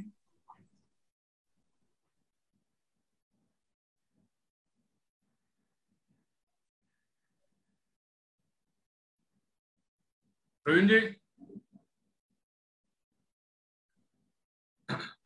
काही संपर्क होत नाही. पूजाजी आपण विचारा. हो सर, मला एक प्रश्न होता. जसं तुम्ही सांगितलं की पालकांबद्दल म्हणजे ऍज अ पालकांना बघण्याचा दृष्टिकोन आणि जो एक ऍज अ स्टुडंट आपण जेव्हा एक 2-3 वर्ष किंवा मोर दॅन 5 इयर्स आपण वर्कआउट करतोय एका गोष्टीकडे आणि जर ते नाही होत आहे आणि प्लॅन बी आपण ठेवतोय समोर पुढे आणि तेही थोडं अनस्टेबल आहे आणि यातून पालकांचा कसा अप्रोच असतो की नेगेटिव्ह, की नाही झालं तुझ्याकडून, कसं होणार आहे आता. सो हे जे थोडं मानसिकता थोडी पालकांची आणि स्टुडंटची कशी असली पाहिजे आणि त्यात थोडं आपण कोऑर्डिनेशन असलं पाहिजे, तर त्याबद्दल तुम्ही थोडं सांगू शकाल का? सी बेसिकली हा प्रश्न आयरनीवर आला करोनामुळे, त्यामुळे कमीत कमी बाबतीमध्ये तरी करोनाला धन्यवाद दिला पाहिजे. अन्यथा हे सगळं वर्षानुवर्ष चाललेलं आहे पण ते चर्चा होत नव्हती. बी प्लॅन बद्दल आता जाहीरपणे आम्ही बोलायला लागलो. ते केव्हा तरी यशस्वी झालेला विद्यार्थी त्याच्या स्टेजवरनं सत्कार समारंभाच्या वेळेला बोलायचा, कुणी गांभीर्यानं फारसं घेत नव्हतं. आता गांभीर्याने घेण्याची गरज आहे. आता काय झालं की आपण आता सगळ्याच क्लासला एकाच वेळेला ऍडवाइस करतो. मग जसं किरण म्हणल्याप्रमाणे first year of preparation to the 8th year of preparation, नक्की कुठल्या विद्यार्थ्याबद्दल बोलायचं, कारण प्रत्येकाची समस्या वेगळी आहे, प्रत्येकाचं बॅकग्राऊंड वेगळं आहे, प्रत्येकाच्या पालकांच्या अपेक्षा वेगवेगळ्या आहेत. तर त्याला काही एकच गोळी सगळ्याच रोगावर रामबाण औषध म्हणून नाही होऊ शकत. केस टू केस गाईड करावं लागेल. परंतु पूजा थोडस स्पेसिफिक पुन्हा जर का मांडलंस तर मला त्याचं उत्तर देत आहे. मला थोडस फार विस्तारानं तू बोलल्यामुळे what do you need exactly मला कळालं. मला असं सांगायचंय, आता सपोज आपण प्लॅन बी कडे जातोय, आता 6 वर्ष किंवा 7 वर्ष आपण वर्कआउट केलं एमपीएससी किंवा यूपीएससी कॉम्पिटेटिव्ह एक्झाम साठी आणि ते सपोज नाही होत आहे आणि त्यातही नंतर मग प्लॅन बी ला आपण ऍक्सेप्ट केलं, पण त्यात जेव्हा एक केस असते, सपोज एक सिच्युएशन असते की पेरेंट्स आपल्याला सपोर्ट नाही करत किंवा एक निगेटिव्ह अँगल येतो पेरेंट्सचा, सो तो थोडा सेन्सिटिव्ह विषय असतो आणि ते थोडं मेंटली आपल्याला अडॉप्ट करणं थोडं त्रासदायक होतं. तर ती सिच्युएशन कशी हँडल केली पाहिजे? मला असं वाटतं की एक तर त्या विद्यार्थ्याने त्या पालकांच्या बरोबर मन मोकळेपणानं संवाद केला पाहिजे. पहिल्यांदा तो जो विद्यार्थी आहे त्यानंच आपल्या पालकांना कॉन्फिडन्स मध्ये घ्यायला पाहिजे आणि कॉन्फिडन्स मध्ये घेताना त्याला हे सांगितलं पाहिजे की माझ्याकडे हा अल्टरनेटिव्ह आहे, त्याच्यावर मी काम केलेलं आहे, मी काम करतो आहे. मी तुम्हाला 100% सांगतो की मी तुमच्यावर बोजा होणार नाही एवढी गॅरंटी घेतो. मी एवढा गेले 7-8 वर्ष अभ्यास केलाय, जगाची एवढी ओळख घेतलेली आहे. मी कमीत कमी तुमच्यावर बर्डन असणार नाही याची तुम्हाला गॅरंटी देतो. एवढं कॉन्फिडेंटली त्यानं सांगितलं पाहिजे आणि तशा पद्धतीने त्यानं बी प्लॅनच्या बाबतीमध्ये नियोजन पण केलं पाहिजे. आणि देर आर मेनी अव्हेन्यूज. मी तुम्हाला मगाशी सांगितलं, मी त्याच्यावर आणखी खूप 2 तास मी बी प्लॅनवर सुद्धा बोलू शकतो, त्याच्यामुळे विस्तारानं बोललो नाही. पण पहिल्यांदा त्यानं बोललं पाहिजे. त्याच्यानंतर डेफिनेटली तुम्ही तयारी करणारे विद्यार्थी, त्यांचा एक ग्रुप असतो, 2-4 का होईना परंतु तसे लाईक माइंडेड विद्यार्थी असतात स्पर्धक. तर त्यांनी जर का त्यांच्या समजा पूजाच्या हा प्रश्न आहे, तर पूजा बरोबरची दुसरी तिची जी मैत्रीण असेल आणि तिचा जर का तिच्या फॅमिलीच्या बरोबर पूर्वीपासून संपर्क असेल किंवा अलीकडच्या काळामध्ये संपर्क आला असेल, तर आपल्या मित्रामार्फत सुद्धा आपल्या पालकांच्या पर्यंत पोहोचण्याच्या बाबतीमध्ये तुम्हाला डायरेक्टली बोलता येत नाही काही वेळेला, पण you can communicate through your confident मित्र असेल, भाऊ असेल, बहीण असेल, तुमचे मेहुणी असू शकतात, असं कुणीतरी तुमचं डेफिनेटली असतं जवळचं की त्याच्या मार्फत आपल्या आई वडिलांना विश्वास निर्माण करायचं काम केलं पाहिजे, जॉईंटली, इंडिव्हिज्युअली. कारण त्यांना पण एक फ्रस्ट्रेशन आलेलं आहे, लक्षात घेतलं पाहिजे. त्यामुळे त्यांचं फ्रस्ट्रेशन काढण्यासाठी त्यांची पण मानसिकता बदलण्यासाठी कुणीतरी त्यांच्याशी संवाद साधला पाहिजे.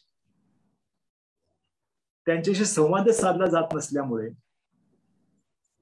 त्यांचा पण दृष्टिकोन बदलत नाही. हा पर्दाप्रशा नाही यशस्वी झाला तर काय आकाश नाही कोसळणार, दुसऱ्या माध्यमातून तो स्वतःच्या पायावर उभा राहणे इतकाच कर्तृत्ववान होईल, हे पालकांना आधी विद्यार्थ्यांना सांगावं आणि पुन्हा त्याच्या जवळच्या माणसांच्या मार्फत आई वडिलांचा दृष्टिकोन बदलण्याचं काम करावं. हा दृष्टिकोन बदलण्याचा विषय आहे. त्यांची पण मानसिकता त्यांना कोणी दिलासा द्यायचा. आम्ही विद्यार्थ्यांच्या बद्दल बोलतोय, त्या पालकांना कुणी विश्वासात घ्यायचं, त्याला कुणी दिलासा द्यायचा, कोण करू शकतंय? तर त्या विद्यार्थ्याच्या जवळचे तो विद्यार्थी ज्यांच्यावर अवलंबून आहे, तो विद्यार्थी, ते संबंधित नातेवाईक, ते मित्रमंडळ आई वडिलांना काउन्सिलिंग करू शकतात आणि तुमच्या विद्यार्थ्यांना सपोर्ट करा असं सांगू शकतात. आणि याच्या माध्यमातून लगेच सांगितलं की मानसिकता बदलेल असं नव्हे, परंतु 2-4 महिन्यामध्ये घरच्याची पण मानसिकता बदलू शकते. आणि असा एक प्रयत्न अनेक मार्गापैकी मला सुचलेला हा एक मार्ग असू शकतो असं माझं मत आहे. Pooja. Yes sir, thank you. Nikita ताई लाईनवर आहे. निकिता विचार. Yes sir, good evening. Nikita, good evening. Sir, माझा प्रश्न असा आहे की ऑप्शनल सब्जेक्ट निवडताना नक्की कोणत्या बाबी विचारात घ्याव्या, आणि एकापेक्षा अधिक विषयामध्ये जर इंटरेस्ट निर्माण होत असेल म्हणजे ऑप्शनल सब्जेक्ट निवडताना, तर कन्फ्युज न होता तो विषय कसा निवडावा? बेसिकली याच्या बाबतीमध्ये एक गोष्ट लक्षात घेतली पाहिजे की तुम्ही ज्या फॅकल्टी मधून ग्रॅज्युएट झाला आहात, ओके, तर त्या फॅकल्टी मधला 1 किंवा 2 विषय तर का तुम्हाला ऑप्शनल मध्ये निवडण्याची संधी असेल तर तो तुम्ही विषय घेतला पाहिजे. पहिल्यांदा प्राधान्य तुम्ही ज्याच्यामध्ये ग्रॅज्युएशन केलं, ज्याच्यामध्ये पोस्ट ग्रॅज्युएशन केलं, त्याच्यामधून 1 किंवा 2 विषय तुम्हाला निवडता आला पाहिजे. आणि त्याच्यानंतर जर का दुसरा ऑप्शन घ्यायचा असेल तर मग तुम्हाला ज्या विषयाची गोडी आहे, त्या ज्या विषयामध्ये तुम्हाला कॉन्फिडन्स वाटतो, त्याच्या संदर्भामध्ये तुम्ही इतर विद्यार्थ्यांच्या बरोबर चर्चा करा. आणि खास करून जे पासआउट झालेले विद्यार्थी आहेत त्यांच्याशी चर्चा करा. कारण काही सब्जेक्टमध्ये स्कोरिंग चांगलं येतं, काही सब्जेक्टमध्ये स्कोरिंग वीक येतं.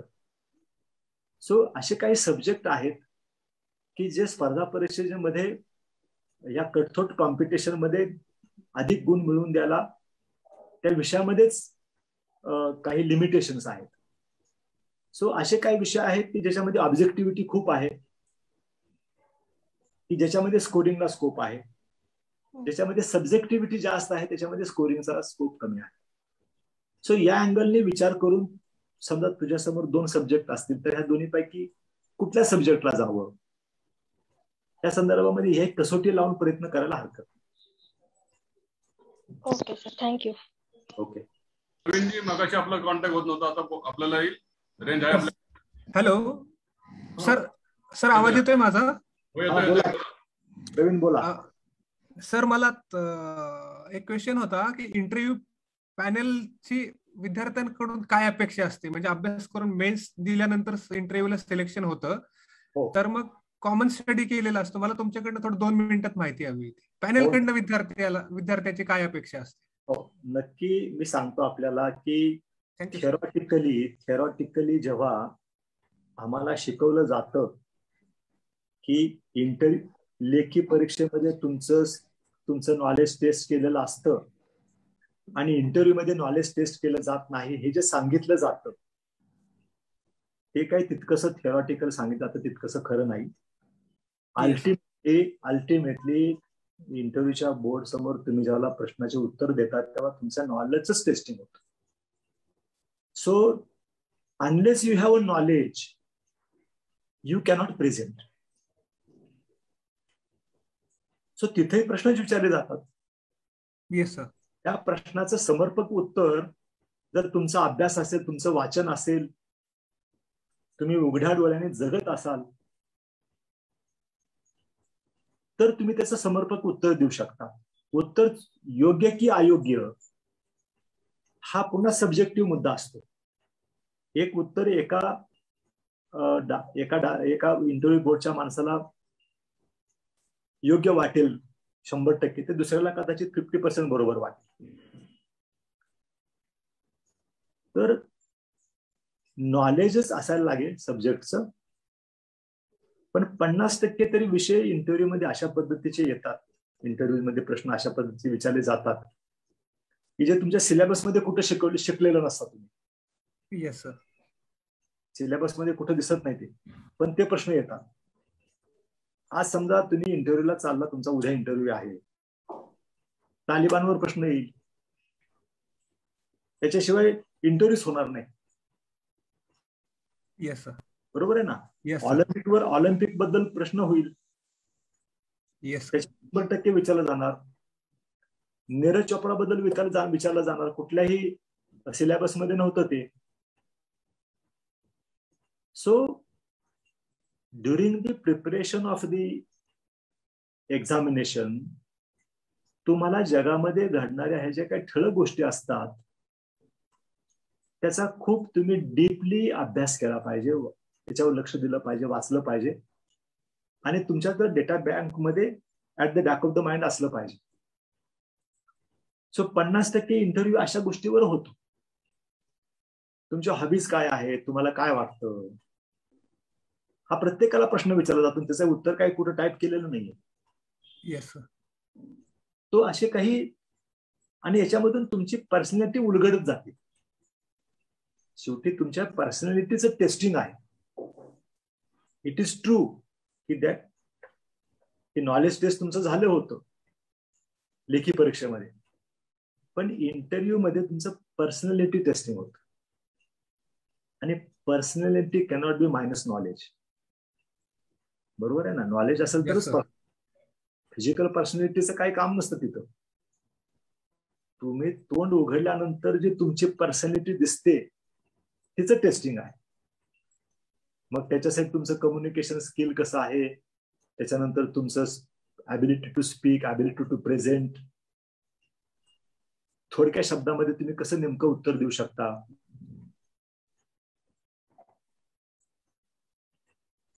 किंवा काय मला असं वाटतं असं नाही इंटरव्ह्यू मध्ये चालत. जे काय आहे ते सांगायला पाहिजे.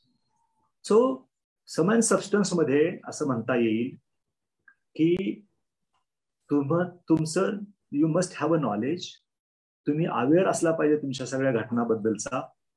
तुम्ही ज्या जिल्ह्यामधून आला आहात, तुमच्या भागातून आला आहात, तिकडची वैशिष्ट्य विचार. आता सोपा प्रश्न असतो. आता त्या प्रश्नाचं जर का उत्तर आम्हाला समर्पक नाही दिलं तर तुमच्याबद्दलचं ओपिनियन, लोकांना डाऊट येतो की इतक्या आपल्या घराच्या परिसरातल्या गोष्टी, जिल्ह्यातल्या गोष्टी माहिती नाहीत, तालुक्यातल्या गोष्टी माहिती नाहीत. म्हणून इंटरव्ह्यूच्या वेळेला हे आमच्या सभोवताल जो आहे, आमचा जो काही एन्व्हायरमेंट आहे, आमची जी इकोसिस्टीम आहे, त्याच्यामध्ये घडणाऱ्या सगळ्या छोट्या मोठ्या गोष्टींचं तुम्हाला नॉलेज असलं पाहिजे. त्याचा वेगळ्याने अभ्यास नाही करायला लागेल. त्याला तुम्ही जागरूक नागरिक म्हणून जरी जागलात, वाचन केलं, पाहिलं, ऐकलं तरी ते होतं. सो याच्यामधून तुमचं व्हर्साटाईल नेचर आहे का नाही ते कळतं. Yes sir. So knowledge 100% test उपयोगाला येतच to make your case, to make your answer effective. तुमच्याकडे नॉलेज नसेल तर तुम्ही गोल गोल गोल गोल फिरवताय तेही बोर्डाच्या लक्षात येतं, तुम्ही ब्लफिंग करता हे पण लक्षात येतं. सो नॉलेज असायला पाहिजे, तो ब्रीफली मांडलं पाहिजे आणि आपल्या सभोवतालच्या बाबतीमध्ये सगळ्या गोष्टीचं तुम्हाला नॉलेज असायला पाहिजे. तर चांगला इंटरव्ह्यू होतो आणि definitely you get good marks. Yes sir, thank you sir. So Praveen, satisfied? Yes sir. Okay. Yes, thank you sir. Dalvi साहेब, आता आपण आपल्या बोलण्यामध्ये एक खूप महत्वाचा शब्द वापरला की सजग नागरिक तुम्ही असलं पाहिजे. त्याचाच आधार घेऊन गेला तर 1.5 तास आम्ही सगळेजण हे तुमचं सगळं मार्गदर्शन ऐकतोय. तर जसं तुम्ही एक नागरिकाची भूमिका मांडली, पण आम्हाला ऐकताना असं जाणवत होतं की आपल्या माध्यमातून फक्त एक सजग अधिकारीच नव्हता बोलत, तर तुम्ही एका विद्यार्थ्याच्या पण भूमिकेतून बोलत होता, मुख्यत्वे पालकांच्या भूमिकेतून बोलत होता. आणि त्याच्यामुळेच आजचं हे आपलं जे मार्गदर्शन आहे हे आमच्यासाठी, आमचे जे सगळे विद्यार्थी ऐकतात सगळ्यांच्यासाठी हे खूपच उपयुक्त असेल. आपण जेवढे सगळे मुद्दे सांगत होतात, आमचे निवेदक प्रसाद भारदे या सगळे पॉइंट्स काढत होते. मला असं वाटतं की गणेशोत्सवाच्या नंतरच्या कालावधीमध्ये हे जे सगळे मार्गदर्शनाचे जे सगळे पॉइंट्स असतील ते स्पर्धा परीक्षांच्या विद्यार्थ्यांपर्यंत पोहोचवण्यासाठी काही एखादा छोटा पुस्तिका वगैरे तयार करण्यात येते का, असा सेवा मित्र मंडळाचा नक्कीच प्रयत्न असेल. पण आजचं जे मार्गदर्शन होतं मुख्यत्वे पालकांनी ऐकावं अशा पण अनेक गोष्टी याच्यामध्ये आपण मांडल्या. तर आता कार्यक्रमाच्या शेवटच्या टप्प्यामध्ये आपण वळतोय. मी सेवा मित्र मंडळाचे अध्यक्ष जगदीश शेटे यांना विनंती करतो की त्यांनी या कार्यक्रमाचं औपचारिकरित्या आभार प्रदर्शन करावं आणि त्यानंतर गणपती बाप्पा मोरयाची घोषणा करून आपण आजचा कार्यक्रम थांबूया. सेवा मित्र मंडळाचे अध्यक्ष जगदीश शेटे. नमस्कार. नमस्कार. आज आपण जे संभाषण केलं मार्गदर्शन, त्या निमित्तानं मी सेवा मित्र मंडळाच्या तर्फे सर्वांचं अभिनंदन करतो. धन्यवाद. Thank you very much. सेवा मित्र मंडळ या निमित्ताने आपलं कार्य, आपले सगळे कार्यकर्ते या निमित्तानं संपर्कात आलो, परिचय झाला आणि मी सुद्धा आफ्टर सेवानिवृत्तीनंतर तुमच्यासारखंच एक संस्था काढून काम करतोय सत्व फाउंडेशन नावाने. आणखी माझा इंटरेस्ट रुरल डेव्हलपमेंट मध्ये आहे आणि त्याच्यामुळं त्या क्षेत्रामध्ये सुद्धा मी एक सध्या सोशल सेक्टरमध्ये काम करतो आहे. भविष्यामध्ये डेफिनेटली आपल्या बरोबर काम करायला आवडेल अशा प्रकारची भावना व्यक्त करतो आणि मी सुद्धा आपल्या सर्वांना मनापासून धन्यवाद देतो. Thank you very much. Thank you. Pravin साहेब, आता आपण जो ग्रामविकासाचा मुद्दा मांडलात, तर याच्यामध्ये तुम्ही फक्त सांगा सेवा मित्र मंडळाचे सगळे कार्यकर्ते आम्ही नक्की याच्यामध्ये उपस्थित असू. भविष्यामध्ये सेवा मित्र मंडळाची जी वाटचाल आहे त्याच्यामध्ये ग्रामविकास आम्ही जे ठरवलेलं आहे की कोणकोणत्या विषयांवरती याच्यामध्ये काम करायचंय, तर त्याच्यामध्ये ग्रामविकास हा मुद्दा ऑलरेडी आम्ही केलेला आहे. त्याच्यामध्ये जर आपण मार्गदर्शन आणि साथ मिळत असेल किंवा तुमचा आदेश जरी मिळत असेल की तुम्ही या कामात सहभागी व्हा, तर आम्ही पूर्ण ताकदीनिशी त्या ठिकाणी असू. मी या मीटिंग मध्ये असलेल्या सगळ्यांना विनंती करतो की आपण आपले स्पीकर ऑन करूयात.